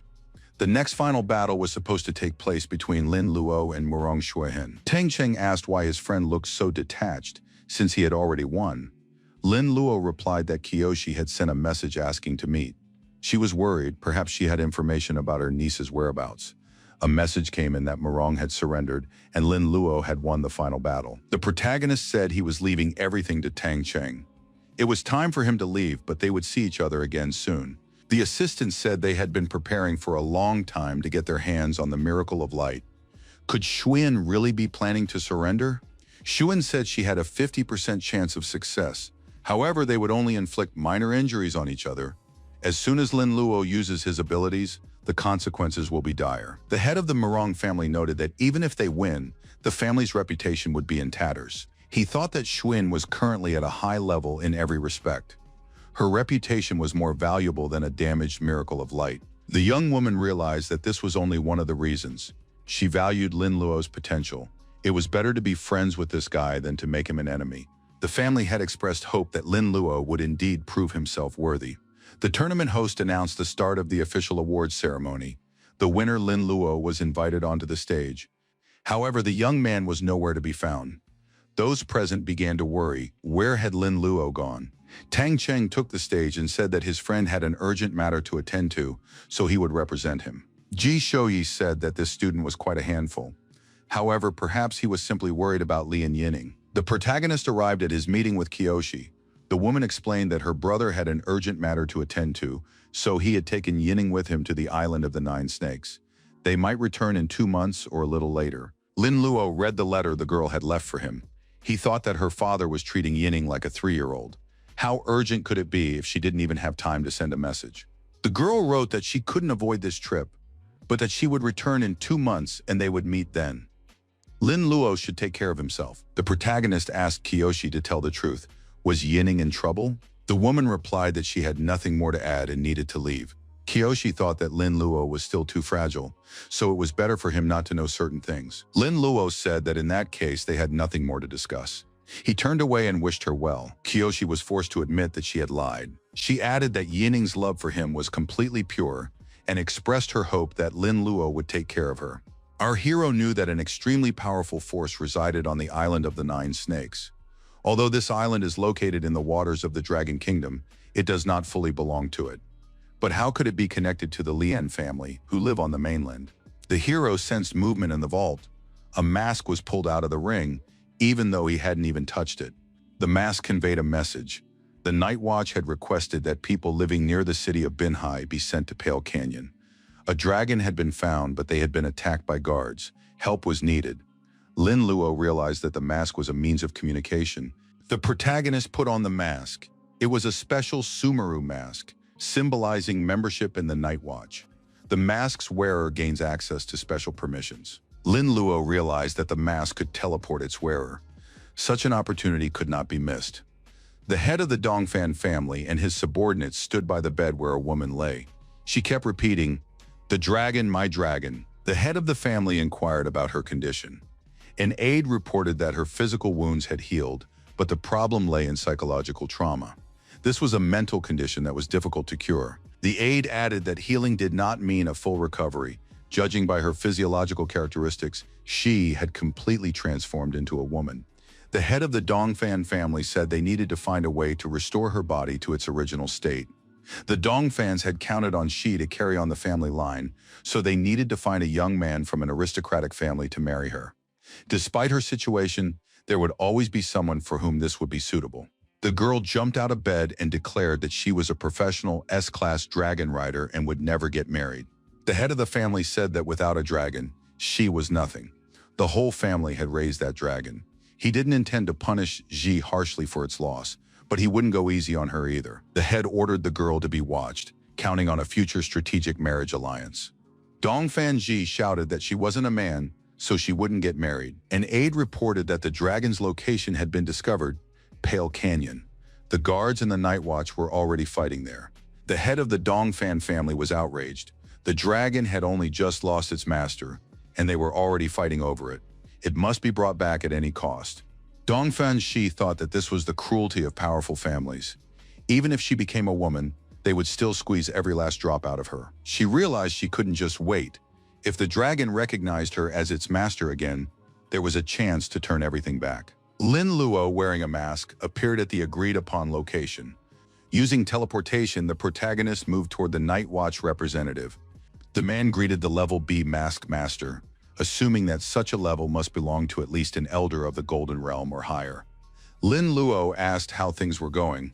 The man reported that the fire dragon's order had been carried out. The young dragon had been captured, but they had been attacked by guards. A battle was underway, and reinforcements were needed. The masked man said he would go assess the situation on the ground. The dragon was chained and protected by a shielding dome. The guards and the Night Watch were fighting fiercely for the right to possess it. From his hiding place, the masked man could see that the battle was in full swing. The dragon was indeed without a master, and its value had drawn all forces to the scene. One of the combatants looked familiar to the hero. A representative of the Night Watch declared that they had found the dragon first and that Zhao Qicheng must retreat. The guard replied that this was not an argument. Whoever held the dragon would be the victor. A woman from the Night Watch said that 5 years ago they were equals, but now Zhao Qicheng was nothing but a weakling, held back only by his status as a guard. She offered him the chance to join the Night Watch and abandon his duty to protect the weak and uphold order, promising him success. The guard refused, saying he didn't want to become as selfish as Chai Fen. Zhao Qicheng remarked that power without a purpose is meaningless. The fire dragon screamed that in that case he might perish along with his purpose. Suddenly an arrow pierced the ground between them. The head of the Dongfan family arrived at the scene of the battle and ordered the fallen to leave, declaring that the dragon belonged to the Dongfan family. Chai Fen lashed out at him, saying that was ridiculous. The dragon had no master, and it would go to whoever claimed it first. Zhao Qicheng shouted that he too was laying claim to the dragon. Chai Fen declared that she didn't care how many enemies there were, she would destroy them all. Lin Luo thought it best to wait and not make any sudden moves. However, there was someone who decided to take advantage of the situation. This person looked familiar. A girl until recently known as Dongfan Ji approached the dragon. She figured that while everyone was fighting, no one was paying attention to the dragon. This was her chance. Dongfan Ji addressed the dragon, offering to sign a new contract and return home. Rage flashed in the dragon's eyes, and he roared loudly. Lin Luo thought the dragon was in too much shock. He assumed he was being mocked again. He had drawn attention to himself, and Dongfan Ji might be in trouble. The head of the Dongfan family was surprised to see Shi there and ordered her to leave immediately. Chai Fen shouted that none of them dared to touch the dragon. Dongfan Ji was instantly engulfed in flames emanating from the fire dragon. The dragon let out a loud roar. Chai Fen said she had remembered. She is the young dragon's true master. Even if the contract has been terminated, they still have a bond with each other. Now that his former master has been destroyed right before his eyes, he is falling into despair. He must be restrained. The assistant replied that they needed to keep the situation under control. Otherwise, they might lose to the guards. Chai Fen declared that they shouldn't worry. She could take care of herself. They needed to keep an eye on the dragon. He was the most important thing right now. The law enforcers decided to attack all at once and destroy the fire dragon. That way, they wouldn't have to fear the members of the Night Watch. The members of the Night Watch tightened the chains restraining the dragon and warned the beast not to even think about escaping. The dragon continued to roar. Chai Fen said that the battle was growing increasingly fierce. The dragon tried to break free and pushed off the ground. However, the chains continued to hold it back. A masked man approached the Night Watch. The Fallen One said that this dragon was very strong, and it was difficult for them to subdue it. A Class B mask could be just the help they needed. Lin Luo replied that he would help, since that was exactly why he had come here. Suddenly, the Fallen began to feel unwell, and one by one started to fall out of action. The battle reached its climax. However, the ranks of the Fallen were taking damage, and their numbers were dwindling. The dragon broke free and flew away. Lin Luo hoped it wouldn't fall into the hands of the enemy. Suddenly, a fiery specter appeared behind the masked man. It was the fire dragon. Lin Luo thought that things were not going well. The head of the Dongfan family continued his attack on the Fallen One. Chai Fen was forced to defend herself. The family head demanded that Ji be returned to him immediately. The shots from the magic bow continued.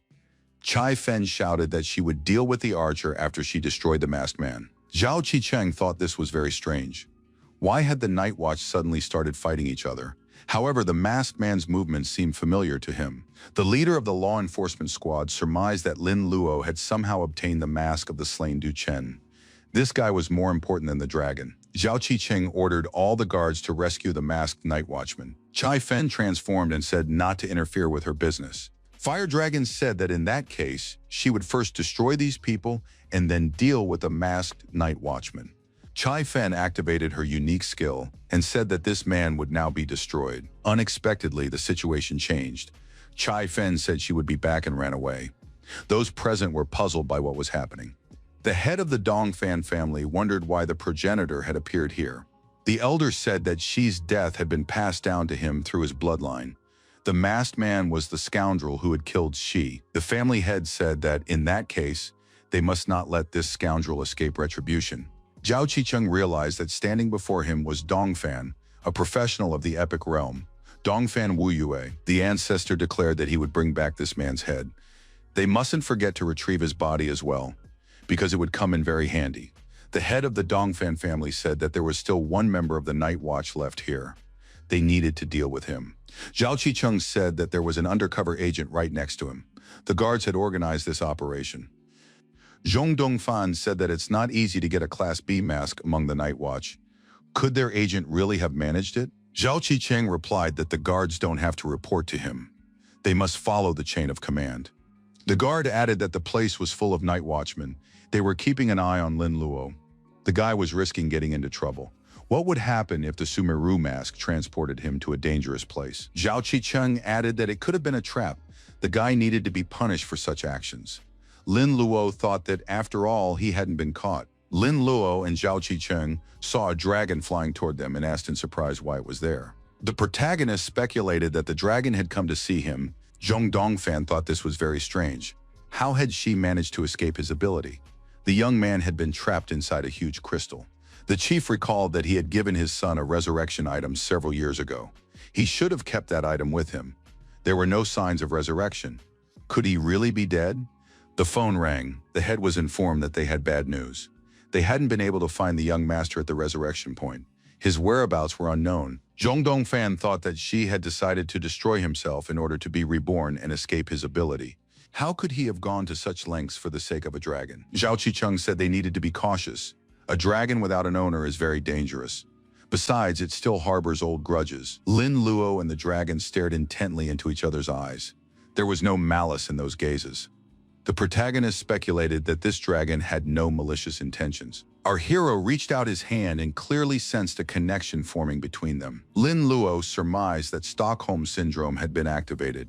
However, it would take some time for it to take effect. Stockholm Syndrome doesn't have the same effect as a regular control skill. The guard was surprised since dragons are a majestic race, yet now this dragon was trying to curry favor with a human.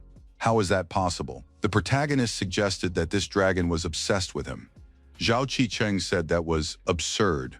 However, they needed to find a way to sign a contract with the dragon right away. Lin Luo stated that he had a contract with the River Styx. He had obtained it after defeating a boss. That should be enough. Qicheng thought that among all contract items, the contract with the River Styx was one of the very best. What kind of boss could drop something so good? Lin Luo placed his hand on the dragon's head, and the contract was sealed. The bond was established. The protagonist declared that from that moment on, the dragon was his property. The guard thought that their kingdom had lost a dragon rider but gained a dragon reaper. Lin Luo checked the information and realized it was just a young, level 22 dragon. However, its attribute panel surpassed that of a level 50 silver class boss. A few more years of development will make the dragon much stronger. The guard noted that dragons are powerful and rare, and there are no more than 10 professionals in the world who can contract with them. To deal with Lin Luo, the Dongfan family had stuffed him full of elixirs, so this was to be expected. That's precisely why his attributes are so high. The protagonist said that from now on, he would call this dragon Crimson. The young man added that if the dragon didn't mind, it could be assumed that he agreed to everything. Zhao Qicheng decided to call and report everything to Deputy Chief Gu Shouyi. The guard was surprised, but the dragon was indeed carrying the young man on its back. But they had just signed a contract. Gu Shouyi really couldn't believe it. Could it be that the person on the other end wasn't making this up and had actually seen it with his own eyes? Wasn't this an illusion? If this had actually happened and Dongfan Yu had begun to act, then Lin Luo should already be dead. What should they do, after all? Lin Luo isn't a dragon rider. He doesn't have a special place for a dragon. Jishoyi said they needed to take the dragon to the base in the Black Steel Mountains. It's remote and spacious enough, the dragon could stay there temporarily. After that, Lin Luo would need to be escorted to the city. The founder of the Dongfan family said he hadn't expected this. That young man, Lon Yan, had a trump card that his old rival had set aside for him. That's why he was able to escape. Now she has been destroyed, yet they still haven't avenged this. The Dongfan family has never suffered such humiliation. Zhong Dongfan told the patriarch to calm down. He would do everything in his power to preserve the family lineage. The patriarch asked why he should worry about continuing the lineage. Even if Zhong didn't work hard, he could still do it on his own. Would Zhong be able to produce another dragon rider? The ancestor noted that even though the contract had been terminated, it was still a young dragon. If they managed to capture it, there was a high probability they could tame it again. This time, he would ask someone to use Xi's body to activate the secret search technique, and they would definitely have the upper hand. The fire dragon hurled insults at the Dongfan family and their dragon. Dark Mist appeared before Chai Fen and said that if he hadn't stopped Dongfan Yue, the fire dragon would already be dead. Chai Fen thanked the elder Dark Mist. Dark Mist said he wanted retribution. Now, in this world, there aren't many people who can defy him. Chai Fen asked if he was still worthy of Dark Mist's attention. Dark Mist said he was ready to grant Chai Fen the hand of a dragonborn. It would grow and he would become even stronger than before. However, he needed Chai Fen to become his representative among the Night Watch. He must go beyond the territory's borders and help with a certain task. Dark Mist added that he would know when Chai Fen arrived at the place he sent him to. From this day forward, Chai Fen would be a follower of Lord Dark Mist. Lin Luo happily said that he had finally returned. On the way, our hero happened to run into Tong Cheng and claimed the prize that was rightfully his. The protagonist decided that he would finally be able to meet the miracle of light. Inside the box was something that looked like jelly or some kind of slime. It was a conceptual being, and it was severely damaged. This being was born from the fusion of two or more worlds and the clash of their rules. It contains a world within itself and can grow freely. Lin Luo was surprised. Could this really be the treasure that all the noble families had fought over? The legendary wonder of the world? Could this slime actually be alive? The protagonist decided he needed to be cautious. He couldn't let this creature devour him. There was a knock at the door. The young man opened it and saw the deputy chief of the city guard standing on the threshold. Gu Shouyi saw the wonder of the world and said that if the heads of the aristocratic families found out the boy was playing around like this, they would be furious. The creature began to show signs of discontent, and the old man remarked that it seemed he had made a mistake. Gu Shouyi said he would give the creature a small gift as an apology. The wonder of the world immediately swallowed the object. Lin Luo said that this little one had only recently appeared and was not yet familiar with etiquette. The old man replied that everything was fine. He had come here to invite Lin Luo to join them. Our hero reiterated that he really didn't want to become a guard. The old man said the young man was mistaken. He knew that Lin Luo valued freedom and didn't like restrictions. That's why he came in person, hoping the young man would become an honored guest rather than a full-fledged member. There are many professionals in the world who also don't want to be bound by their country's rules. To handle such special talents, the guards created a special position, honored guest. They're called guards, but in reality, they're freelance employees who aren't required to work. At the same time, they receive a salary and benefits. The old man noted that, with the exception of rare special missions, the young man would be completely free. Completing special missions can earn excellent rewards. Lin Luo said that sounded tempting. However, he still didn't understand why they had chosen him specifically. Jishoyi replied that it was very simple. He saw potential in the young man and was willing to bet on his future. If Lin Luo agreed, he would not only remain free, but could also use his status to lead other guards. The old man added that this was the best he could offer. Would Lin Luo accept this proposal? The young man gave a positive answer. The old man was pleased and handed the protagonist a token and a badge. From that moment on, the young man officially became an honored guest of the guards. The holder of this token can command all guards below the 30th rank of the Golden Realm. The hibernation badge allows pets to be kept inside the space. For those who don't have room for a pet, this is a great opportunity to keep them there. Lin Luo thought this was exactly what he needed. The young man asked the elder what this wonder of the world was. He couldn't figure out what this creature was capable of. Gu Shouyi said it would take the young man a long time before he could use the wonder of the world. Its function is to allow epic-tier professionals to enter the legendary realm. It is an essential item that legendary professionals need to enter the mythical realm. Lin Luo realized that everything was clear to him now, and he understood why the great families had fought over this creature.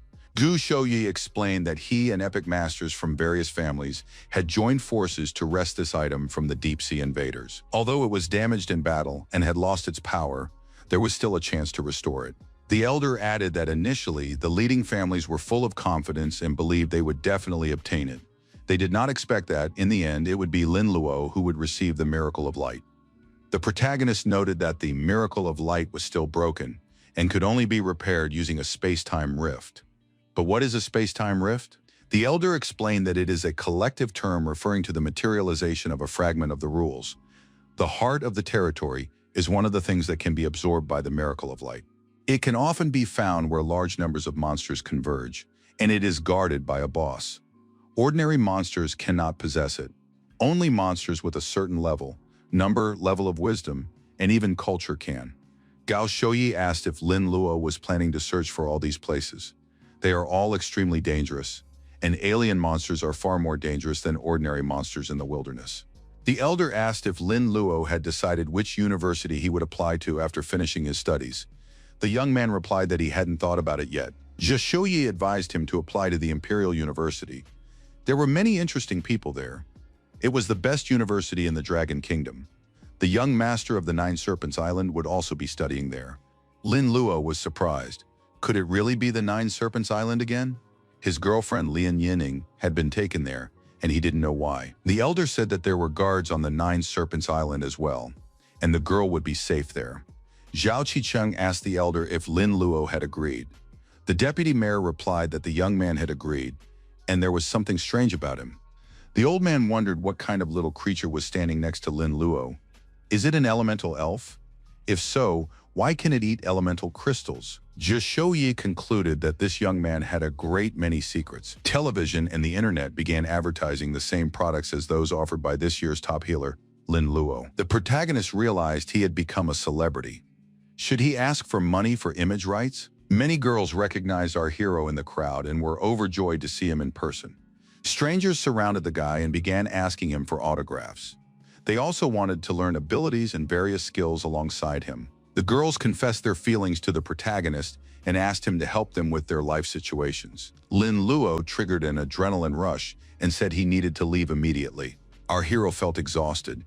Now he understood what happens when a person becomes famous. A multitude of wild rumors were swirling around him, and there was nothing he could do about it. Lin Luo had a secret second job. Although the Crimson Fury staff was decent, it was a weapon for beginners. It's hard to find good items on online marketplaces, which is why he wanted to go shopping, but he ended up getting caught up in this mess. Young people also recognized the protagonist on the street. The guys also started pestering our hero, asking him to help them solve their complicated life situations. Suddenly, a girl appeared in the distance and said it was very noisy here. She added that even the most devoted fans should know where to draw the line. Couldn't they see that this guy was uncomfortable? The girl came closer and said that this young man had a date with her. Anyone who dared to interrupt her should think carefully about the consequences. Lin Luo thanked Murong Xuehin for her help. The girl replied that it wasn't difficult for her to do. Xuan asked why the guy was shopping alone. Lin Luo replied that he needed to upgrade his weapons, but it's hard to buy anything good online. Xuan said that in that case, she could recommend a great place. The young people entered what Xuehin considered the best store for professionals in the city. It had a huge selection of high-quality items. The store was owned by the Murong family. The store was indeed impressive. However, the items suitable for the second transformation were mostly of low quality. This was especially true for weapons.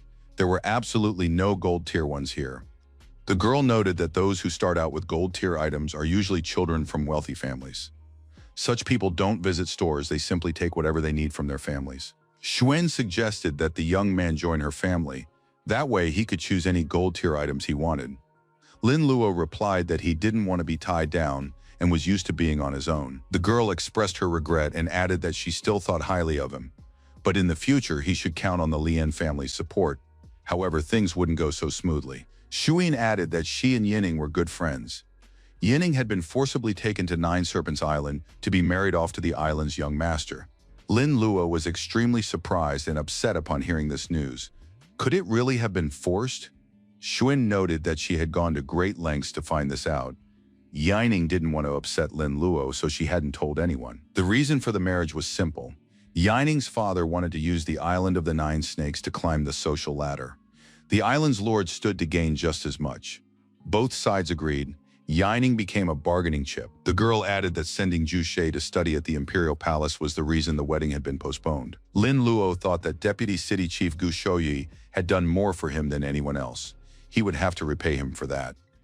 Xuan added that she had voluntarily surrendered in the final and lost the wonder of the world. Now she was sharing this secret information. Was that enough to become friends? The young people shook hands. Lin Luo said that the price was even a little high. For the protagonist, there was nothing wrong with being on good terms with this girl. Xuan pointed out that since they were friends, they should help each other. She asked Uncle Lu to retrieve that very item. The old man performed some magical gestures and the item appeared in his hand. It was a 40th level magic staff. Lin Luo gasped and realized it was an epic weapon. Murong Xuan had truly gone to great. Lin Luo. The girl explained that she had taken this staff from the family treasury. It was forbidden to sell it to outsiders. Her friends were an exception. Lin Luo thanked the girl and said he had enough money to buy the weapon. However, he would make up the difference with other items and materials.